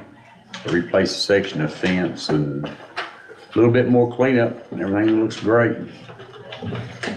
I know this is an invoice, but it doesn't tell us what our balance is of the owe and what our retainage is on the project and all of that. It's got 10% retainage on it, but that's just the invoice for this last pour. Mr. Glenn, can we just, in any future pay request on this project, can we make sure we have the information as well? Yes, sir. That should be the final one. Yeah. But yeah. All right, any questions on this request? Motion approved. Second.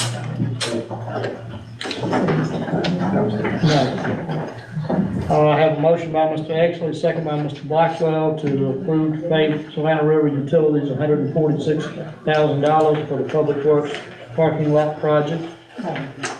Any other question or discussion? Yeah, he's saying, is this the final bill? No, I think he said he's got a punch list with. Yeah, but that's included in this right here. Okay, so the 10% is not, 10% Yeah. retainage is in there. EMC's got the retainage handling the retainage on the front part. So where we are with the retainage and how many days that we giving them, or they're giving us? Well, Doug and them's we're gonna do a walkthrough with Doug on the front part. And then they'll request, once y'all sign off on it, they'll Yeah. request the retainage. Yeah. So we're still holding the retainage. Yeah. There's plenty of money left in the budget for this project also. All right, any other question or discussion? Mr. Scott? Yes. Mr. Exley? Yes. Mr. Blackwell? Yes. Ms. Taylor? Yes. Mr. Kirk? Yes. Thank you, Mr. Mayor, council. Item number 14, new business, request approval of the probation services agreement for the fiscal year 2024. Mayor and council, this is the same repeat that we do every year, the agreement between our court, MPOU, and our probation department. Nothing's changed with it, it's the same thing year after year. No increase in fees or anything? And if you guys approve it, we just need it signed. Any questions for Chief regarding this request? Motion to approve. Second. Have a motion by Mr. Scott, second by Mr. Exley to approve the probation services agreement as presented for the fiscal year 2024. Any other question or discussion?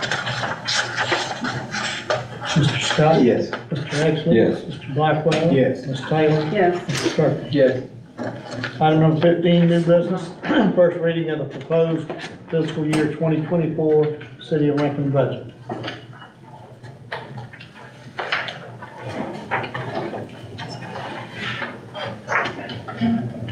Mr. Mayor, I apologize. Would you like me just to go briefly through the presentation that I did? I think for the benefit of the public, if nothing else, and if council has any other questions. I absolutely can do that, sir. I'll go and pull it up as we're going through it.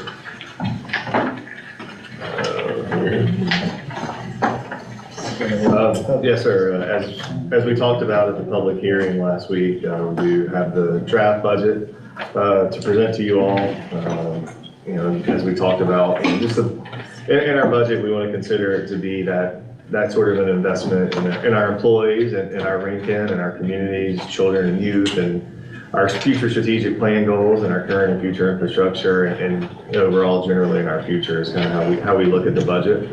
So in our proposed budget, our all funds total for the proposed budget is $17,562,731.13, which is up from $16,136,435 in our current FY23 budget. That's roughly an 8.9% increase, or just over $1.4 million. When you break that out in the general fund, number for FY24 is proposed at $7,982,277.77, which is up from $7,049,170 from the current FY23. That's a 13.2% increase for the general fund budget, or $933,107.77.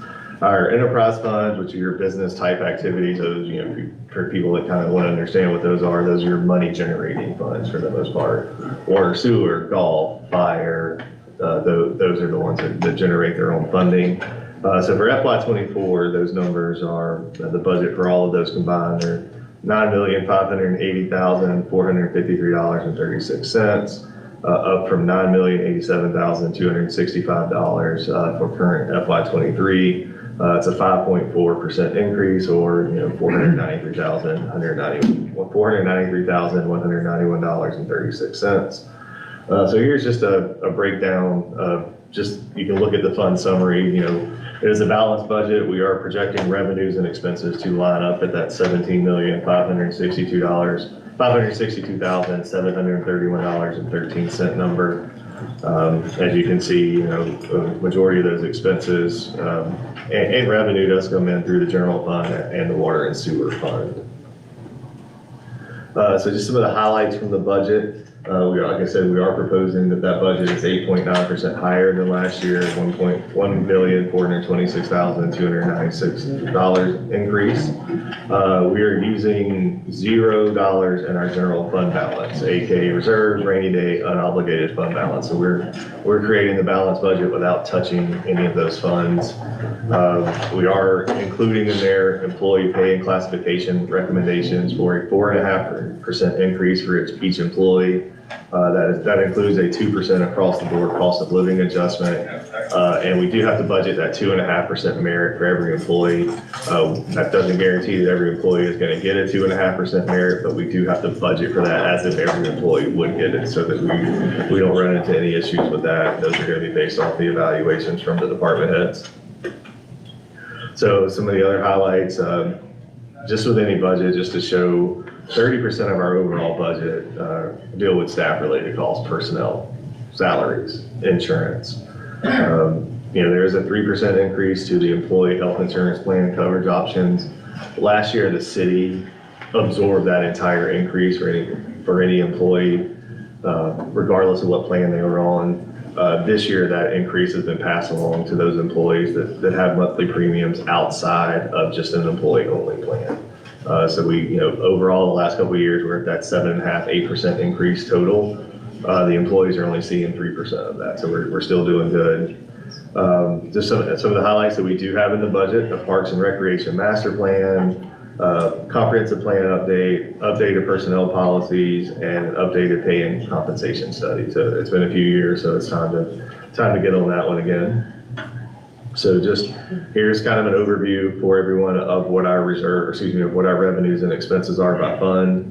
General fund, $7,982,277.77. Fire fund revenues and expenses, $1,469,000. Golf fund revenues and expenses, $996,800. Sanitation fund revenues, $770,000.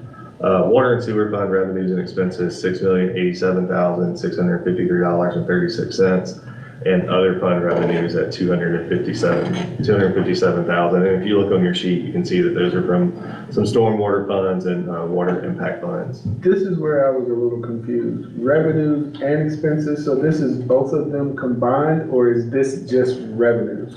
The number is the same, whether it's revenue or expenses, to create the balanced budget. So if we have $7,982,000 in general fund for revenue, we are spending $7,982,000 as expenses shown in the budget. Come on, put a Right, balance at the end. I understand, but what I'm saying is, what are you got revenues that is dollars coming in, and then you got expenses of what you anticipate to spend, and then the difference, so.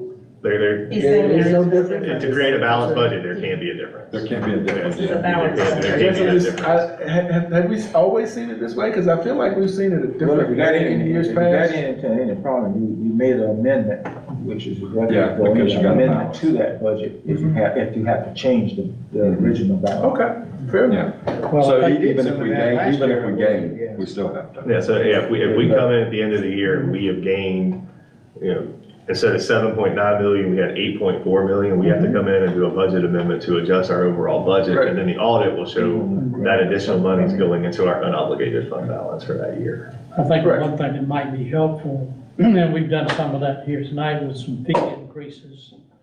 And I think what Mr. Kirkland's maybe saying is that, are we just determining how much we want to spend and then assigning a number to the revenue? Maybe some more detailed explanation about these things that we just approved maybe tonight. What is that going to mean over the course of a year as far as additional revenue? So that kind of information might help us to understand that balanced budget a little better, rather than just assuming maybe that we're just plugging a number in to make it balance. So, and I'll use the fire fund as an example on that one. So we knew where our gap was going to be in our fire fund. So when Lou got with finance, the utilities, to get a list of every customer that was paying a fire fee. So we started looking at playing with the numbers. Okay, so this is the amount of money, we're gonna bring in. So we start matching the expenses to that. So typically you do the revenue projections, then you balance that against what the departments are asking for. And you can ask the department, it's my big thing, or come up with your list of needs and your list of wants. We'll make sure we get your needs funded, and then as we identify additional revenue, if we have that money, we can put those wants in there.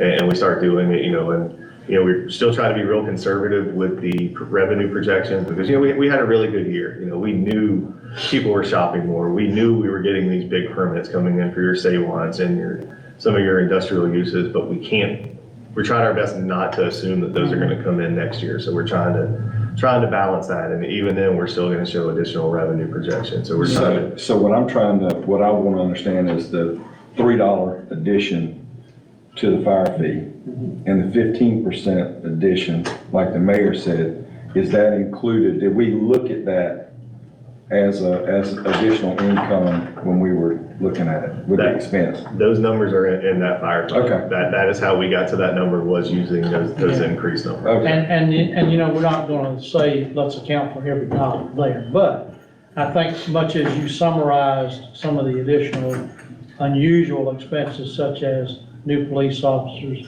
new patrol cars, new police clerk, those kind of things, kind of summarize these increases that we've talked about here tonight, what that means to those particular lines. Yes, sir. And so I can go ahead and kind of skip along. So If I can't, I'll just touch on this one, then I'll go to that one, because I know Mr. Kirkland has some questions about this, and this is, so we went back to the audit, the last full audit we had that was completed was for fiscal year 2021. Right now, we're still waiting for fiscal year 2022 to be completed.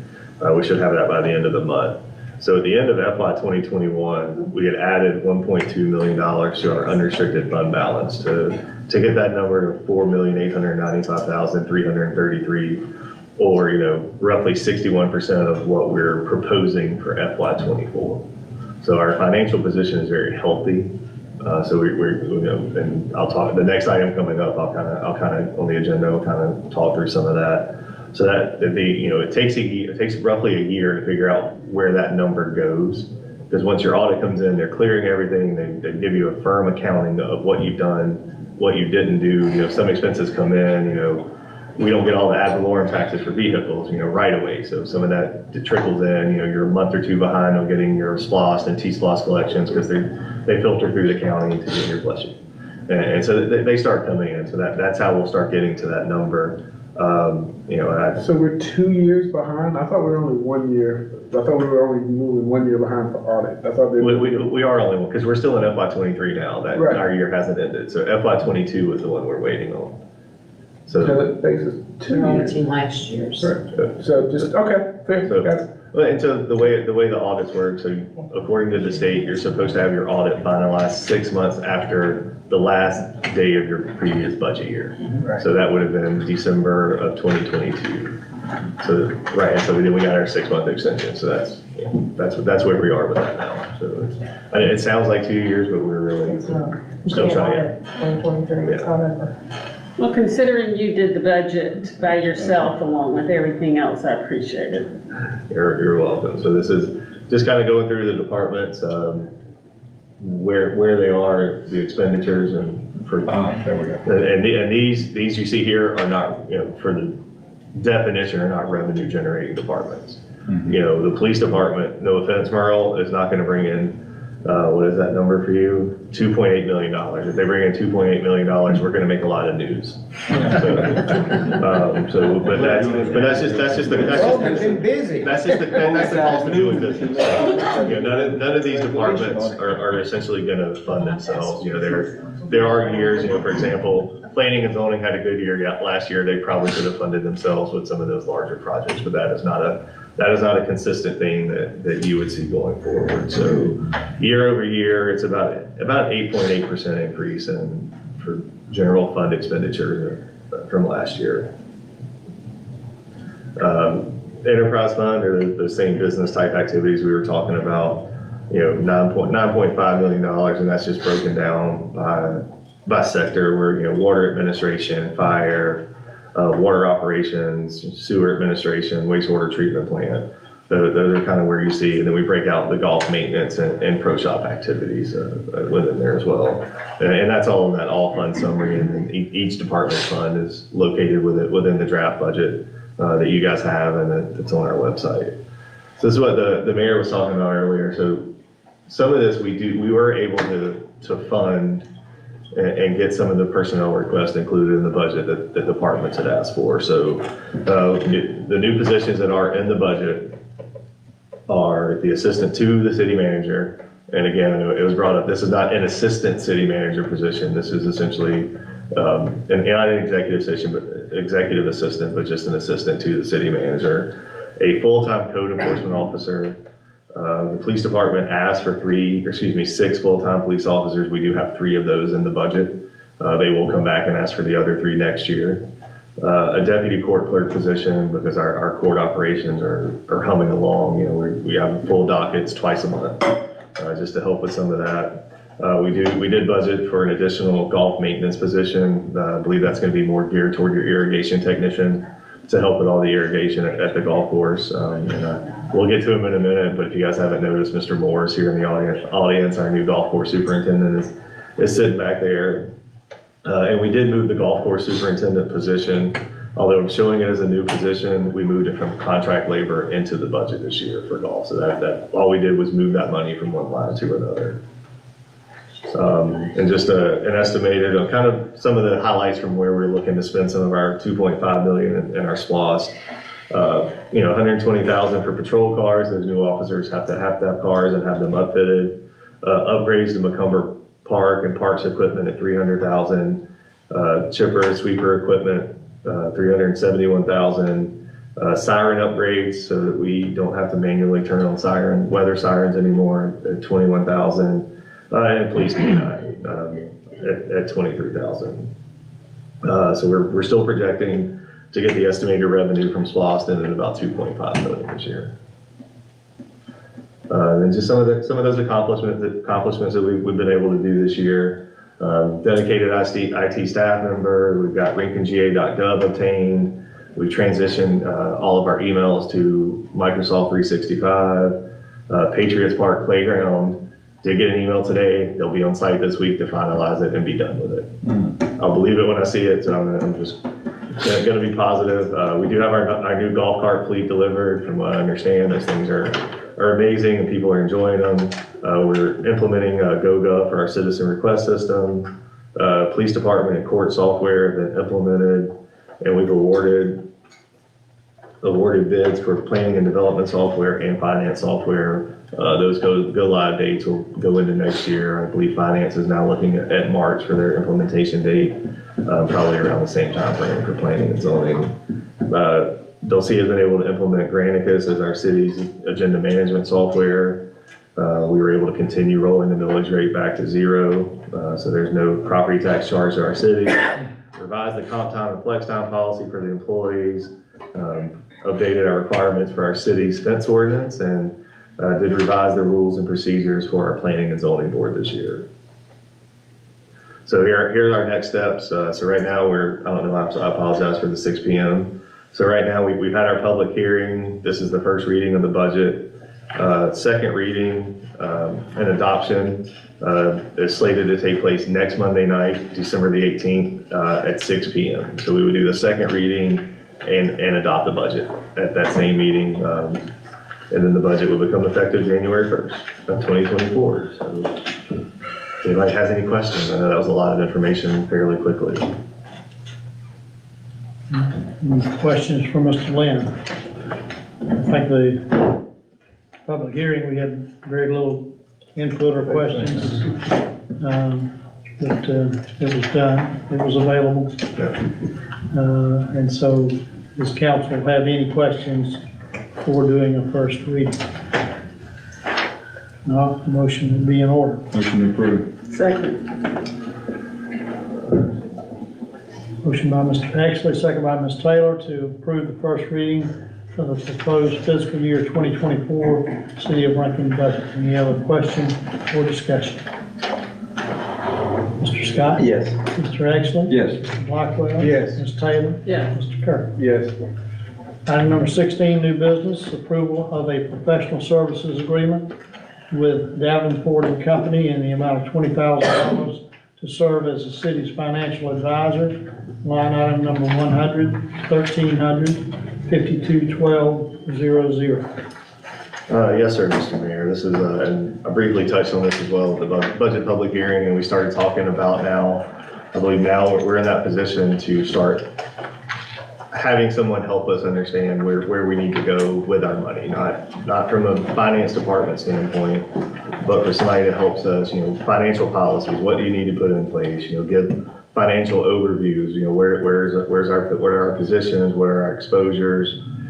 They're, that firm that helps you do that. They keep you abreast of everything going on. If you kind of look through what you have, they start looking at your debt policies. They start looking at, you want to have a fund balance policy where you require thresholds that you need to meet, whether it's you're always going to maintain 25% of your general fund budget, what to do with it, how to look at that. And they maintain, that ability to be able to call on them and say, hey, we have a project, we need to find X number of millions of dollars to complete a project. They already have our financials. They start working numbers. They say, okay, if you incur this much debt, here's what it's going to cost you. We have your budget. We can tell you what you can absorb and what you cannot absorb. They have that ability. They work with these people. And so that's what this is for. There's a lot of other things that is part of it, that are part of it. You know, whether if we need a credit rating, they work with the rating agencies to do our presentations and to get us in front of Standard & Poor's, S&P, get us in front of Moody's to get those credit ratings.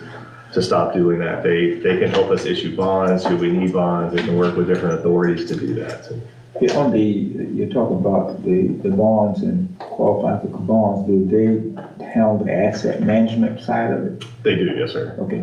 And this firm, you know, they come highly recommended. They work with Chatham County, Bullitt County, they have Effingham County on board now. I believe they're attempting, you know, to get this lined up with Guyton and Springfield. They only work with governments. This is what they do.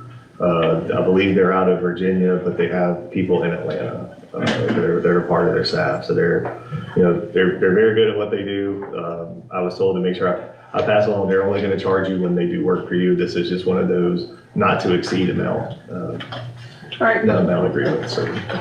So whichever one is assigned, this is their pay rate? Is that what this is? Yes, ma'am, it's what you would see if we hired an engineering firm, you would see the pay rates, or for example, I'm not to pick on Mr. Perkins here, with an agreement, you know, he would have an agreement, there could be an associate with a rate structure, paralegal, you know, down the line, they just have to give you that number, so. So what our arrangement would be is that we have a $20,000 retainer that's a deposit set aside, so to speak. And as we use them at the rates they've listed here in their agreement, then that would just come off of that 20,000 through the year. Yes, sir, and I have my notes here.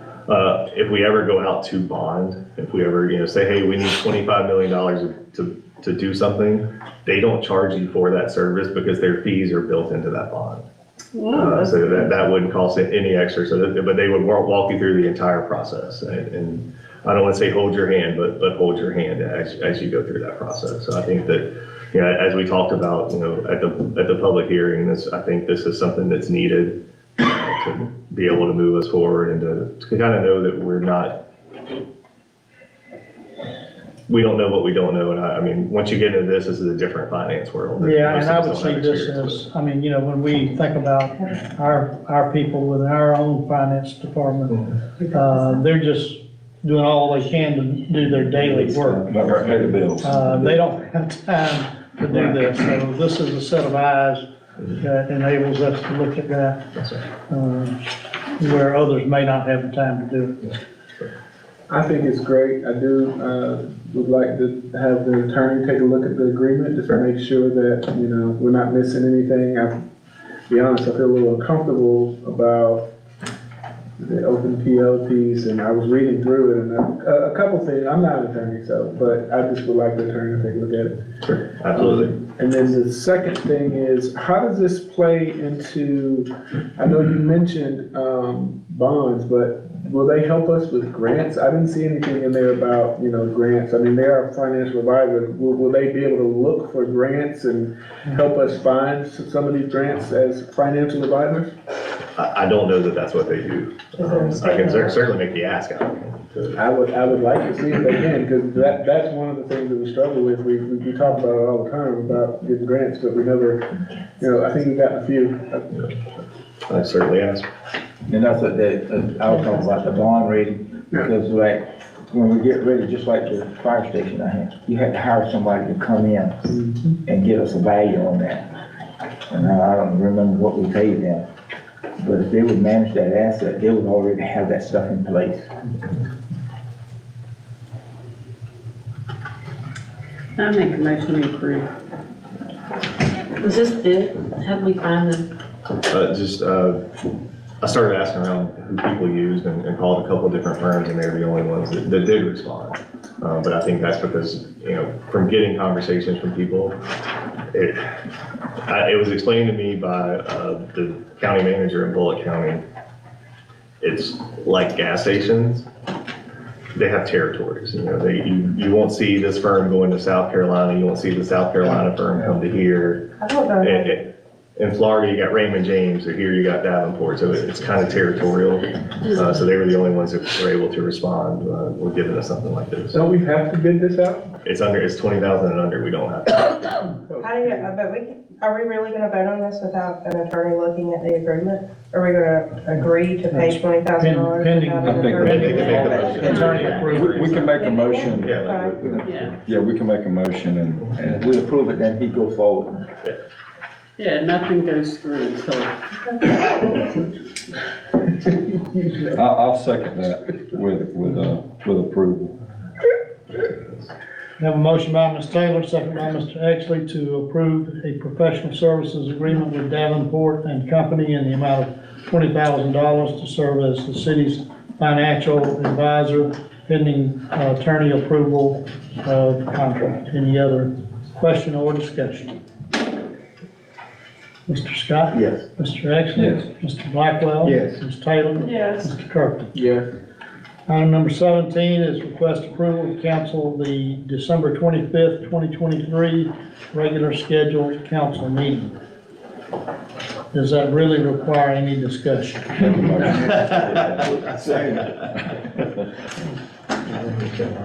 have a motion by Mr. Exley, second by Mr. Blackwell, to approve the canceling of the December 25th, 2023 regular scheduled council meeting.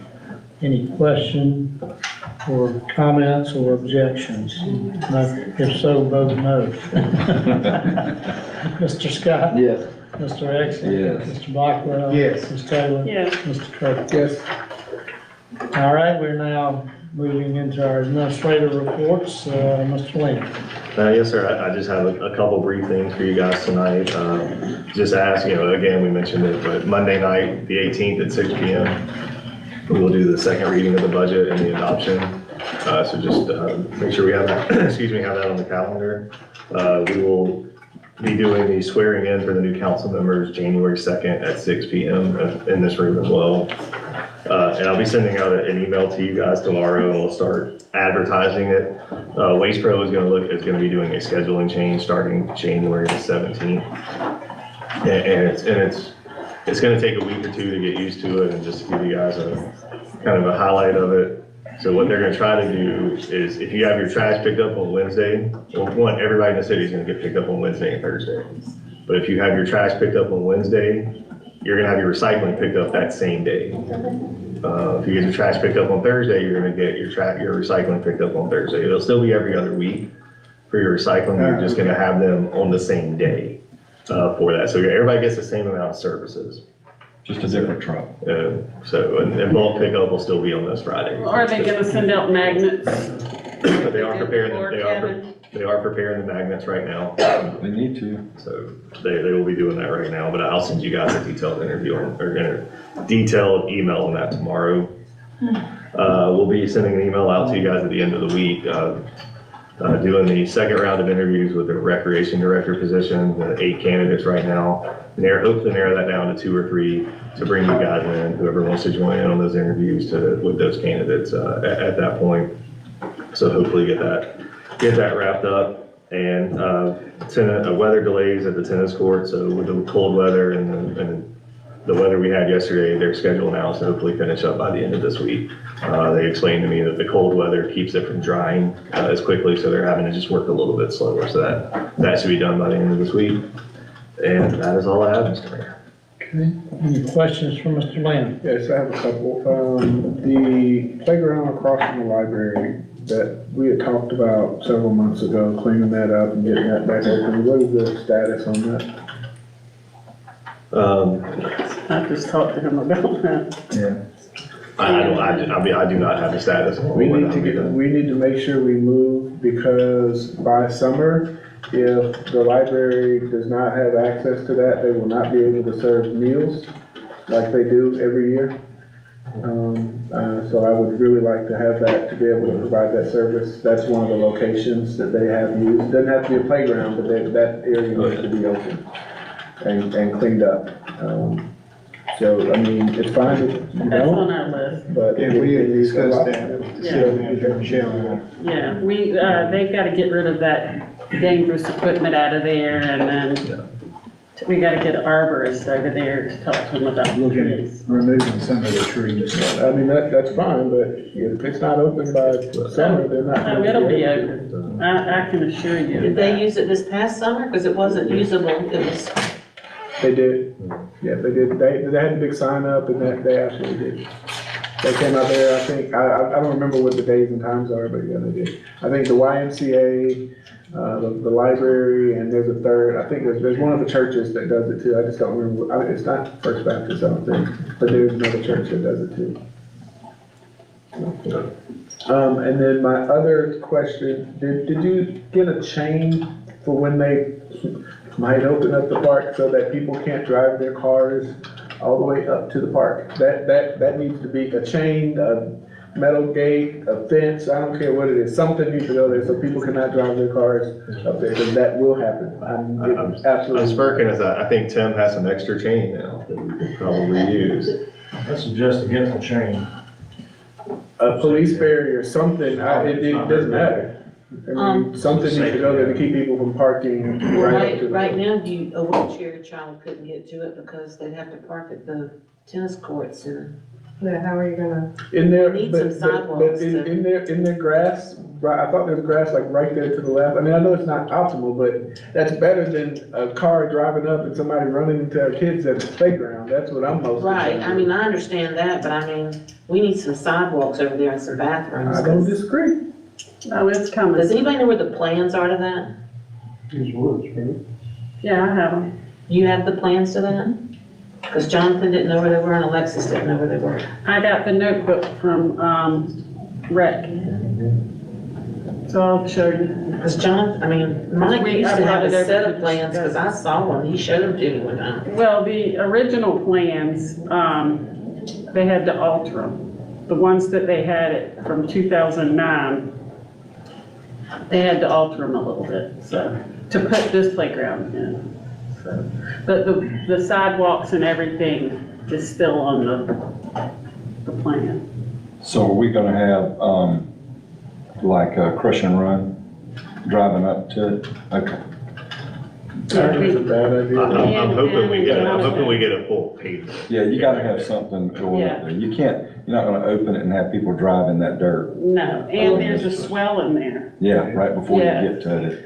No, what I'm saying is block it off and have them park where the tennis courts Really, and are. walk. Yeah, and walk, because until we have something that's permanent, what I'd like to see is a gate around, a wooden gate or something around it, and then we pave it up to a certain point with a curb, that would be optimal, right? Right. But until then, something needs to block it. It's just not, anything could happen, Or right? we could You're not do you're not gonna push a wheelchair, decorative fence. through there No? to where the side of that ramp is. I think that has to have a sit down with somebody, because if you've been to Clarence Morgan Park, they've got a fence around their playground, because Right. parents trying to watch 2 or 3 kids and you lose a kid out there. Yeah. So you need a fence up, you need parking, you need bathrooms, you need sidewalks. And who's in charge of getting that done and put in and manage the project and make sure people are there when they're supposed to be? Because that's a bigger job than any poor recreation director should have to take on. I'm just saying, but we've got a park right now that's not usable, so we need to really sit down as a group or get to the table and work on this instead of bringing it up every meeting. And I'm not being, because I think Patrick's as frustrated with this as anybody else. But we need to sit down and figure out how we're going to finish that park and at least shoot to have it operational by spring. That's another one you can sit on, Patrick. Sure. All right, any other questions from Mr. Lynn?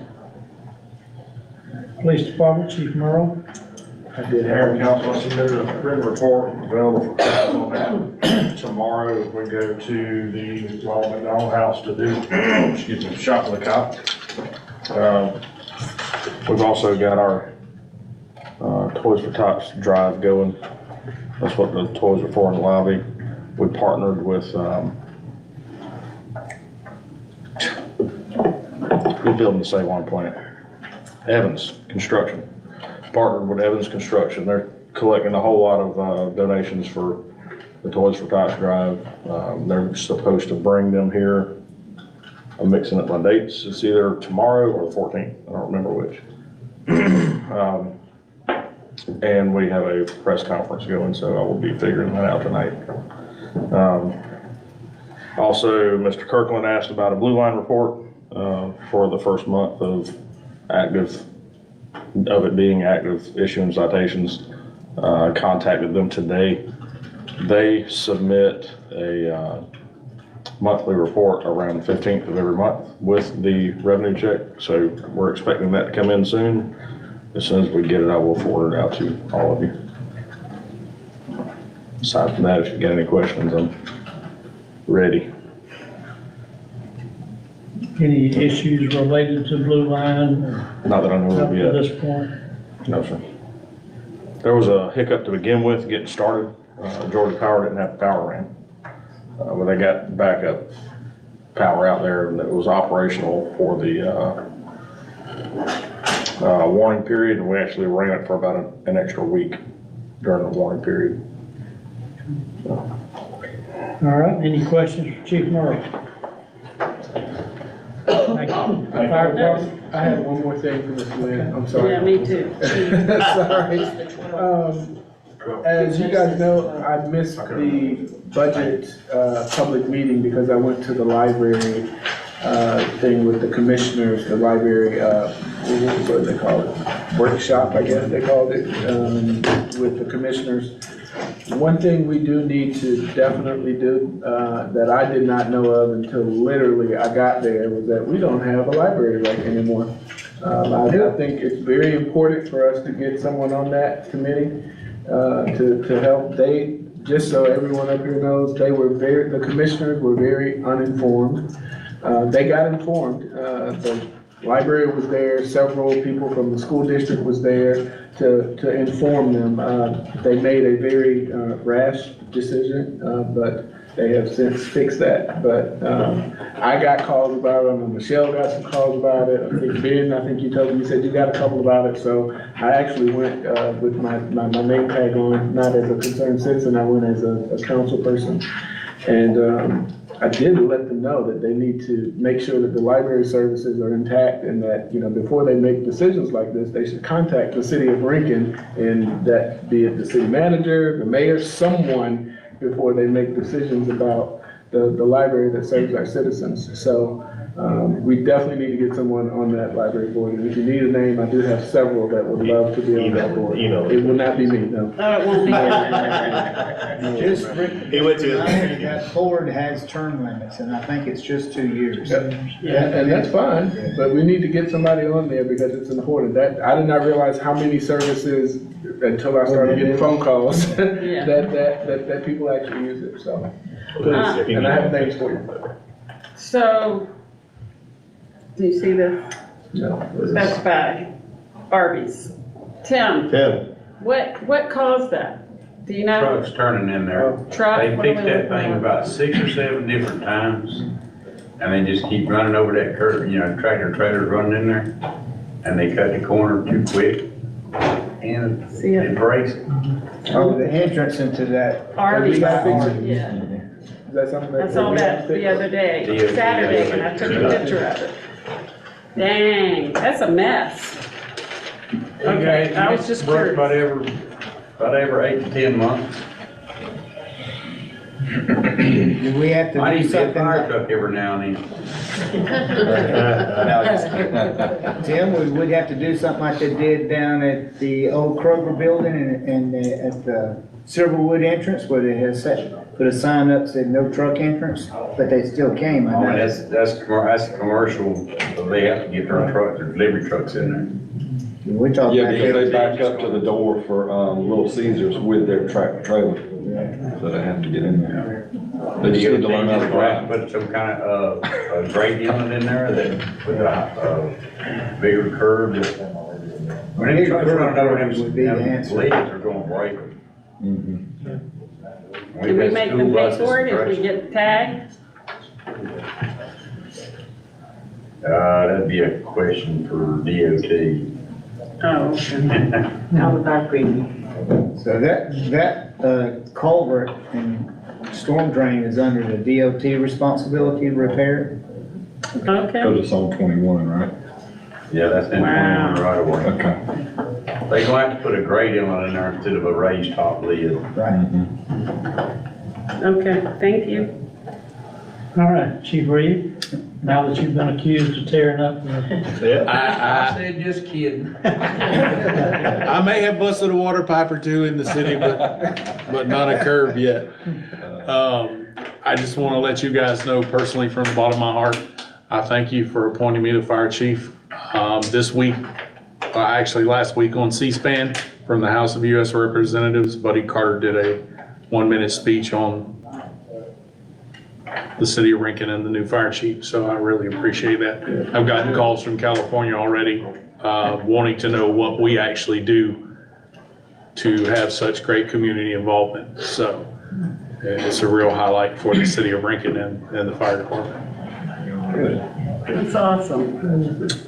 That's all I have, unless you have anything. Any questions for Chief Reed? Thank you for your work. Thank you, Chief. Building and zoning? Well, I have exciting news, but it's not nearly like that, no.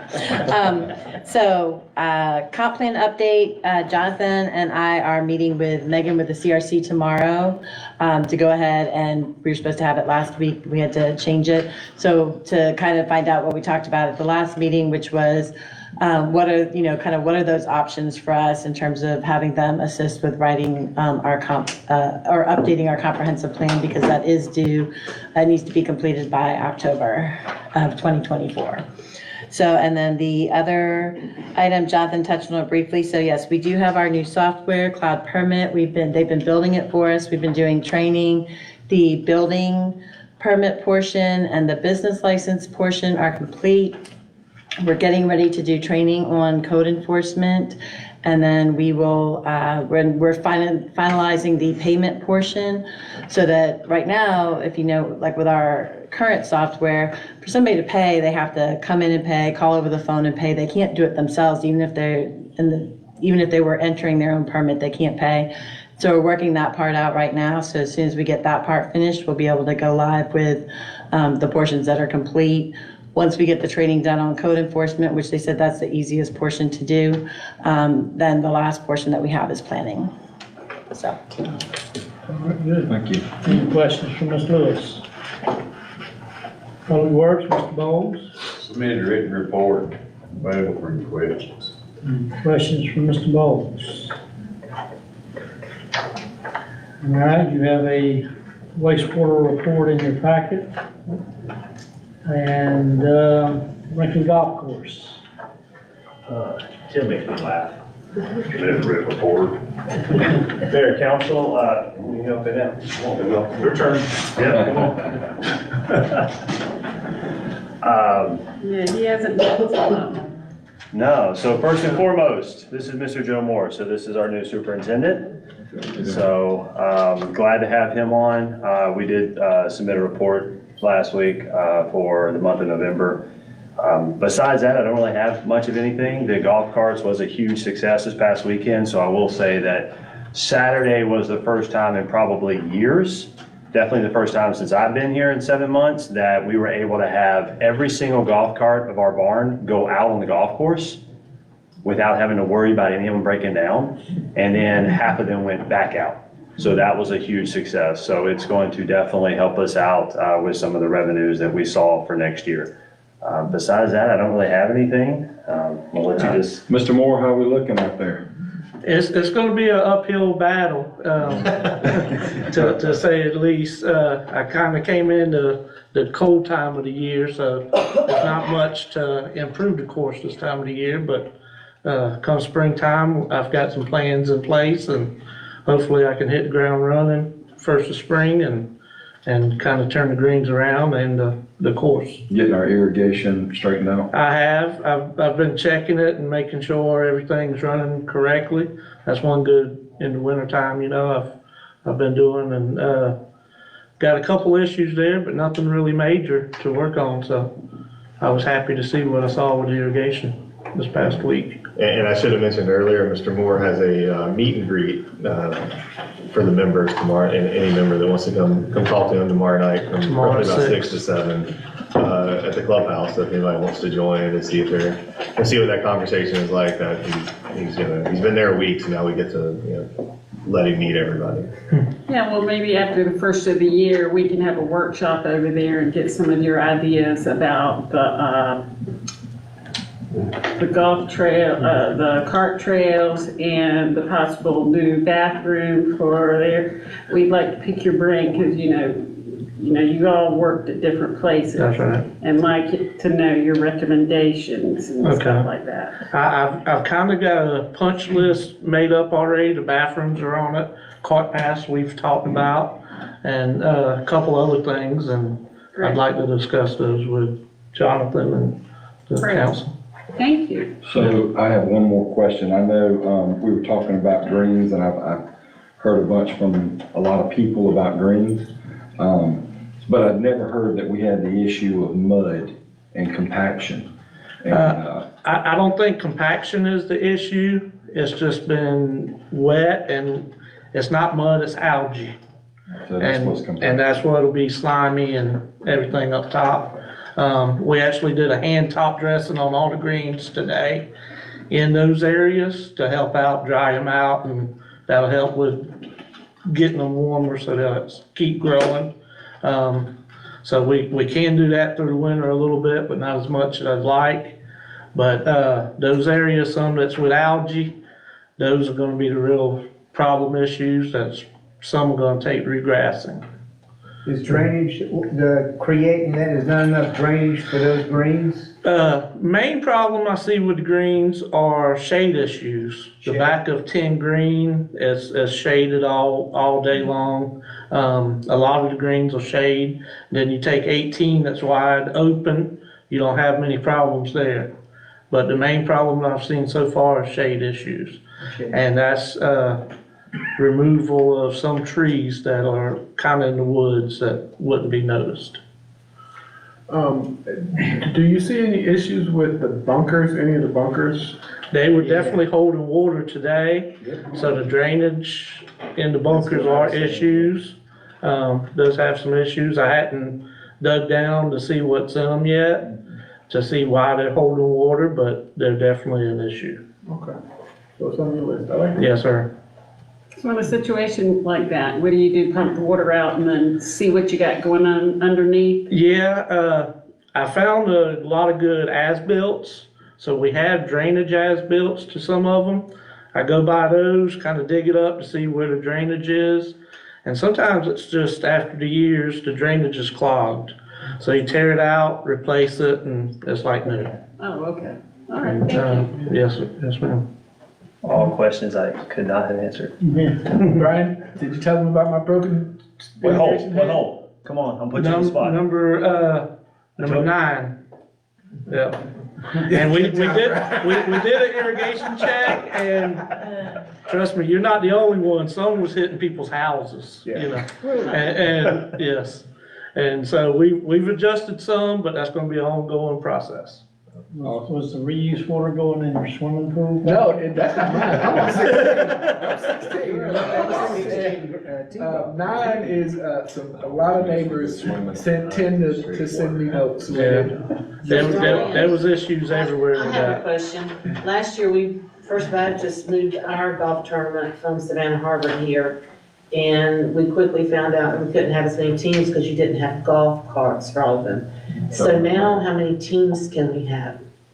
Well, we have 60 golf carts, so that's 120 people in theory, although I never want to give out that many. So I usually say about 100 to 110, because you want to keep some golf carts extra for volunteers, staff, those kind of things. So I've already got a couple planned for March. We're going to hold off really going too heavy into April and May, and we'll get into that because of potentially what we'll talk about with the greens. But we can lease golf carts for a short period of time.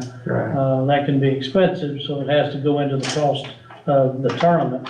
But we could do beyond the 60 carts that we have.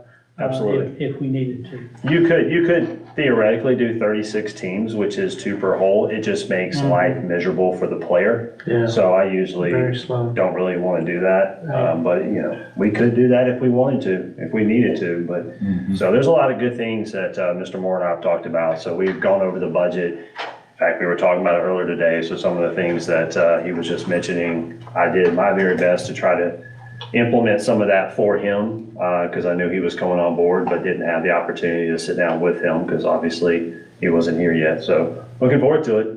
I like the sand, the top dressing on the greens was definitely noted today by the members that played. We were Carpath only, but they came in and asked us about it, and they were like, whoa, this is something we haven't seen. Said, absolutely, so. Good job. Anything else? Thank you, Brian, and Mr. Moore, glad to have you with us. Thank again. y'all. Thank y'all for the opportunity. Thank you, sir. All right, anything from council? I have a couple things. I stopped by the other day, Terry, I was in there. Of course, I wanted to implement that board because I feel like we get away from things sometimes when we don't complete them. And just a reminder, but, there's a couple of areas in the city that, and just asking the question, what are we doing about the spot, in the road in front of Rutland? What are we doing about those areas? What are we doing about, the mechanic shop across from City Hall? I was told, well, if we touch those, we have to touch everybody else. Well, touch everybody else. You know what I mean? If you have to touch another dealership or anything like that because it looks a certain way, then you need to touch all of them. But we need to make sure that that we change what this is our brand. This is our image. So when you pull out of the Huddle House, you can tear the front end out of your vehicle. That's a private road to it. It's a private road. But my point is somebody has to have some teeth to make those things get fixed. We can't continue saying, oh, well, that's a private road, we can ask them. We're not gonna ask them. Let's stop asking because we're tearing up citizens' cars. So my situation is, I think we ask them nicely, this is what we need a plan, when you're gonna get this done. And if it don't fit what the city's plan is, then we need to start charging them. Kevin, I think that's what the code enforcement officer Yeah. is going to do. Yeah, but we can't, I don't wanna, I know, when does that code enforcement officer come on? So if you guys approve the budget next week, we can go ahead and do the advertisements. I'd probably say Okay. first of February. So 1st of February. In an ideal world, yeah. Somebody needs a notice on these roads before the 1st of February. Well, the one over there where the new hot dog place is just as bad. Busted 2 rims, I got a phone call, had pictures sent to me because it busted a couple rims right there. Yeah. It's, we have to start doing those things, and like you say, I know Patrick, he's right about, when the new code enforcement officer gets on, but we have to start looking at stuff like that, and when we see it, we need to make an adjustment. If we don't have the code enforcement person right now, then let's try to figure out how David can stop by. Another thing that I heard tonight, talking to him, was about the piece of property over off Old Augusta. The county don't want to get involved because it's an EPA nightmare. If it's an EPA nightmare, somebody needs to get involved, number one.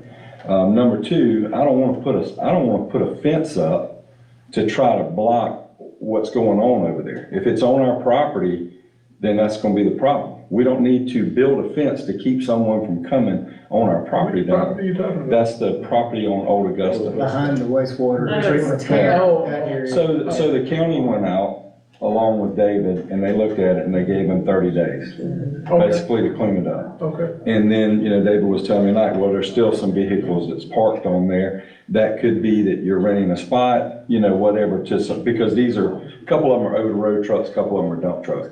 It's not our concern, and it's definitely not for the city to adjust it by building a fence to make sure nobody comes on to that, starts putting stuff on our I property. agree 100%. I think let's ask the question, just stop doing it. I'm surprised the power company hasn't found them because they're all in that power company Yeah. lane. Yeah, but it's bad, and if it is an EPA situation, then they need to get involved. I don't think everybody needs to say, okay, well, EPA is gonna get involved, so we can't do that. I mean, you gotta get them involved. I mean, it's a mess back there, and it's on the power lines. Well, he's got a junkyard basically, but I've never seen Well, and David was telling me that on there a was residential lot. there was a piece approved over there, which sits next to our property. If you look at the top view of it, bird's eye view, you'll see there's a piece there. And he said that's approved for a salvage yard. Now, I don't know. I just can't imagine anybody approving a salvage yard on the edge of the power, the Georgia Power easement right there. I don't know. Even if it is, there are legal ways for us to change that, because that is ridiculous. Yeah. It's zoned residential. Yeah, so that's what I'm being told. So I would just say that, if we're in the business of, taking care of our citizens, I mean, we have to do something about these roads. And I mean, it's just getting ridiculous. And between Rutland, right there, coming up to that stop sign, I mean, you're dodging like this to try to just get through there without tearing something up. And, I will say with Rutland though, they are very perceptive and they're quick to fix. Yeah. So, I mean, well, and I think they all would be, Patrick, if we would go see them and say, hey, we need to fix this. I don't think nobody's gonna say we're not gonna fix it, because if they say that, then we fix it and charge them. You know what I mean? Or we fine them until they fix it. But I do believe that things like that's gotta be done. I also noticed the other day that there was a handful of teenage kids in the building across from the Highland Center, playing in the building. Probably young teenagers in that building. I really don't know what the plan is there. There's no signage up there. There's nothing there.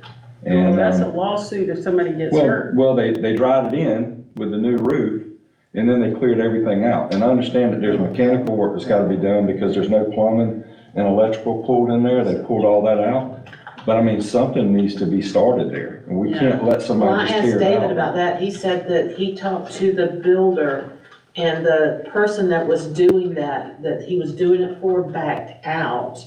And that he's going to finish it himself starting in January. I guess he had to find funding. Okay. So evidently whoever he was building it for backed out on him. So David, I think, has talked to him, I'm pretty sure. About getting that done. Yeah, and that's probably been, Terry, what, a couple weeks ago? Within the last 2 weeks, but prior to that, several months ago, David and I met with the owners out on the site, walked through the whole thing, talked about, what kind of, improvements they would need to make. So they were like close to submitting permits to do that work before they backed out, so. And the last thing, it's on the board there, Miss Jackson. I understand that we sent her something. We sent her a letter, and we sent the other gentleman a letter. One of the things that Miss Jackson does not want, she wants a lane there. She wants to be able to get through that lane in the event that something happens. I will reach out to her and talk to her, but, at the end of the day, the guy put a foundation on her side of the 10-foot that you were possibly given. So I just don't know that if we say, okay, Ms. Jackson, if you sign this, then this gives the guy or you don't sign it, it gives the guy a 20-foot of easement there. That's his property now. And so now his building's okay next to yours, next to your property. I don't know whether that's fair. I mean, you guys think about that. I mean, she wants the lane for safety reasons and things like that. And this guy's got a building sitting on her side. So, I mean, there's gotta be some kind of compromise there, with her. I mean, or he's gonna have to tear the building down. It's as simple as that. So, Could you not separate those two differently? Like she gets the other, I guess if you look out her back door, he's got his shop on the right-hand side of what would be hers. Let her property line go on the left side, just split it differently for those two lots. I don't know. I mean, because all I know, Jonathan, is she requested that we have the lane. That's all I'm gonna say. She didn't want to give up, she didn't want the property, she wanted us to have lane, she wanted access to the She's lane. very nervous about a train accident and having to get out of her property. That's- She's very nervous. She couldn't get out of her property even if the lane was there, because her fence is there. Yeah, So there you go. Yeah.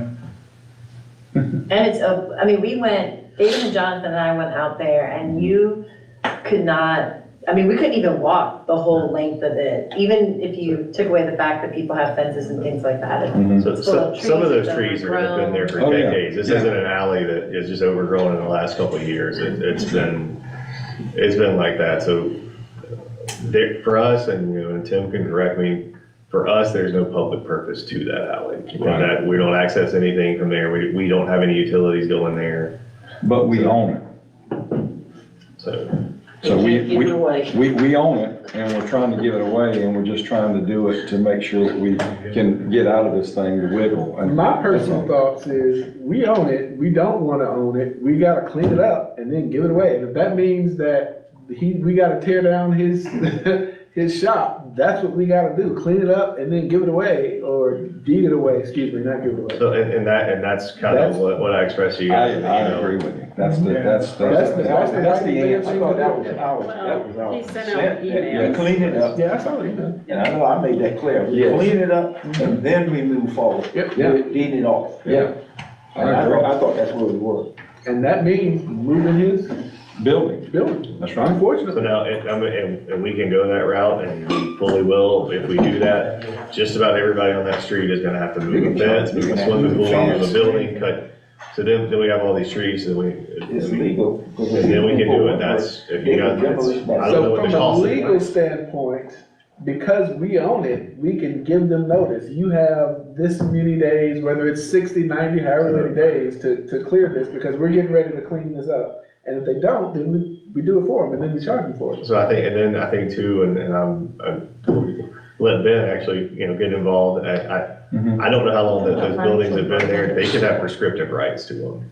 They could have been there for a certain period of time to where we don't, if we try to make them move them now and they've been there for 20 years, why do we wait 20 years to say something? So Well, I don't know how that would work, so. Well, and my thing is tear your fence down, we clean it up, and then you're gonna have to put the fence, you could put the fence back up. I I mean, mean, we're financially burdening people, but there needs to be more thought put behind this. I mean, we're not talking about, we don't know, I don't know who all those residents are, but if they are the woman that I'm thinking of, I don't think she has a ton of money, so maybe her neighbors don't either to tear down fences and move things. We're just arbitrarily saying we're gonna do it and charge them. I feel like, Well, we've only got This needs one more thought. homeowner that's upset, and that's Miss Jackson, right? Everybody else has been in favor of it, we've talked to. Yeah. But she's the one that brought the problem to us. Yes. She's the one that brought, and so she's the one, and all I'm gonna say is, when you know you got a piece of property, you know what piece of property is yours. When you move on that property, if you wanna build something on the other side of your property line, it's gonna be an opportunity for you to have to pull it down. So if you didn't go out there when you were putting your fence up and determine where your property line ended, then, I mean, I'm sorry. I mean, I'm not being mean, I'm just saying that you built it up against her property, and you knew there was a lane there. And he built that building up against her fence, pretty much. He took up the whole 20-foot of the easement there, the lane. I understand him, but I'm just saying, you made the comment that almost everyone on that street has an issue. So somebody has an in-ground pool that is in that 20-foot variance? Yes. Oh, Somebody has wow. a pool in it? Is it in ground or above ground? I thought it was above ground. Above ground, sorry, yeah. I mean, and part of it is our fault, and I'm not saying we have to charge them for it, but we have got to get it cleaned up. Because Right. before we deed any land, I mean, we gotta clean it up. I mean, shame on the city for not going out there when they went to build the building. Maybe they didn't come to the city for a building permit. I'm gonna assume that they didn't. Yeah, exactly, But- exactly. I mean, But even still, it's gotta be. Also, being an unpermitted building. Oh, right. we And could she do should have something said with something on Are we it. positive it's unpermitted? But she, Well, I'm just yeah, saying, so- she couldn't find it. So guys, she did say something. It was four years ago or so. I mean, she brought this to us 4 years ago or 3 years ago, whatever it was. And she said, hey, this is a problem. Can y'all help me?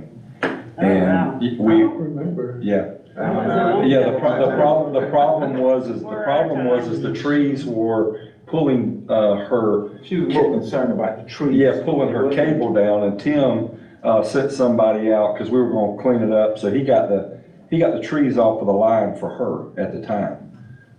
But then somewhere in between there, this building got built, and, No, that building was already there. was it there? Yeah, that building's been there for Y'all know, I 20 just, years. this is just off the head, but his mom was Betty Brown, she was my accountant for years. And Stanley Brown owns that property, and he pushed every property line over there. If you've been over there, everything he's got's pushed up against the property lines. He's hauled those property lines since he's had that house, and the neighbors have always complained about it. You know it. Well, like I say, I just think we gotta do something, and we just can't keep kicking it, you know? At some point, somebody's gotta say, stop, and this has gotta happen. Tim, can we clear that lane without impacting greatly some of those residents? I mean, we get in there trying to cut trees, trim trees, clear the lane. You have to move fences. That's what, I mean, Just, it's not just a matter of going in and cutting some trees. yeah, I mean, you have to go up to the building on one end and go around the street and come in from the other way. Now, further on down the street at 7th Street, I had to go in there with a tree surgeon and cut, I think, 3 big trees out of there that was, dead. But that lane's open. So you think that would be the answer, Tim, is getting a tree surgeon out there and see what they could do without messing up the infrastructure that's there, get it cleaned up, and then try to, the building's gotta come down. I mean, I agree with Patrick, the building's gotta come down before you Building's gonna have get to there. come down, and some fences are gonna have to come down. How long have they been there? They, like, does adverse possession apply in the state of Georgia? To property owned by the city? Yeah, I don't know. No, they don't, I mean, there's a pretty good, healthy debate out there, but I'd say right now the law would not allow you to adversely possess land owned by a municipality or a state entity or county or anything, because how can you expect the city to be, you know, you expect a single landowner to know who's on his property and what the Right. boundaries are, but that's the public policy I'm aware of, is that, no, you can't adversely possess city land. So I think you can make people move their fences. I need to do a little more research for you about that, but I feel pretty. I've got emails I can send you. So, Yeah, I don't, that's all I it's just a got. question. I know that was Is a lot, okay? but that's all I got. All right, anything else from council members? I would like to tag on, as Mr. Kirkland mentioned, that we need a library board representative. I believe, if I'm not mistaken, we have 2 other appointments we need to make. We need a appointment, I believe, to the hospital authority board still. And we need an appointment to the Effingham County Department of Health Board. So we have 3 appointments we need to make. I'd like to be able to do that maybe by the middle of January. If you folks can maybe submit some names that you feel like might be good representatives for the city on those 3 boards, we need to fill them. We've got 3 open board seats. Mayor, can I ask you a question? If you had somebody, let's just say we had somebody on that board or a board, and we felt like, you know, we needed to move forward with someone else, are those boards, like annual? Can we rotate those off? Yeah, yeah, I think the library board's 2 years. Yeah. I think the Department of Health is I think it's 2 It's years, I 2 years. believe. So those are two? Well, What about the IDA? the IDA, I think that's a 3-year. 3? I thought it was 4. I think it's I'm 4. not sure. It's 4. Okay. Well, he needs to come and meet with us. I'm tired of him not showing up. Well, that and meetings. You gotta come, you gotta go to those meetings and you gotta come to these meetings. And At if least that's, once. yeah, if that's not the, what you wanna do, then you're not gonna hold a position there. IDA is too important right now with what we got going on in the city and surrounding, not to know about things. We need to be told about things, and we need a representative that's gonna be there at those meetings and then tell us about it. And I would be fine with that person sending an email to council and saying, hey, went to the meeting last night, this is what we had. I'll see y'all next month, one time, and we'll go over this, but this is where we are. These are Project X that's starting tomorrow, and it's starting in this area. But we gotta know stuff like that, and we don't. I agree. Well, if we could, maybe by the meeting of the second meeting in January, if the council, let's put it on the agenda for those 3 seats to appoint. Maybe by the first meeting in January, if we can talk about some names, Yes, if you can bring some recommendations, and then we can try to have them approved in the second meeting in January.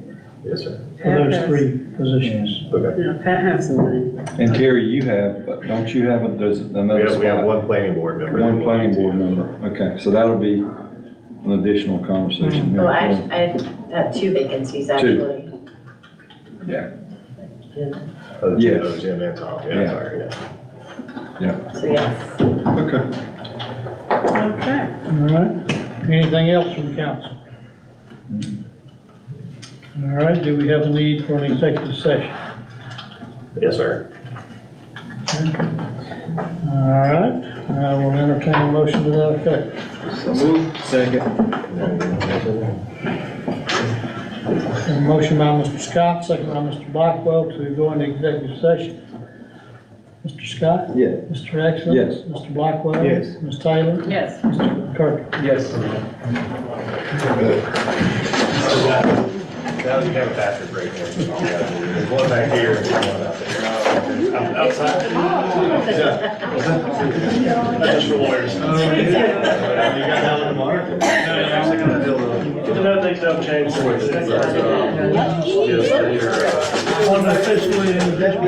I saw you driving by the other day, so I live in the White House, right on the corner. Right on the corner of Willow Peg and Miriam. Okay. Yeah, so I saw you driving by one day and I was like, because you probably won't hear from me very much more after December, so.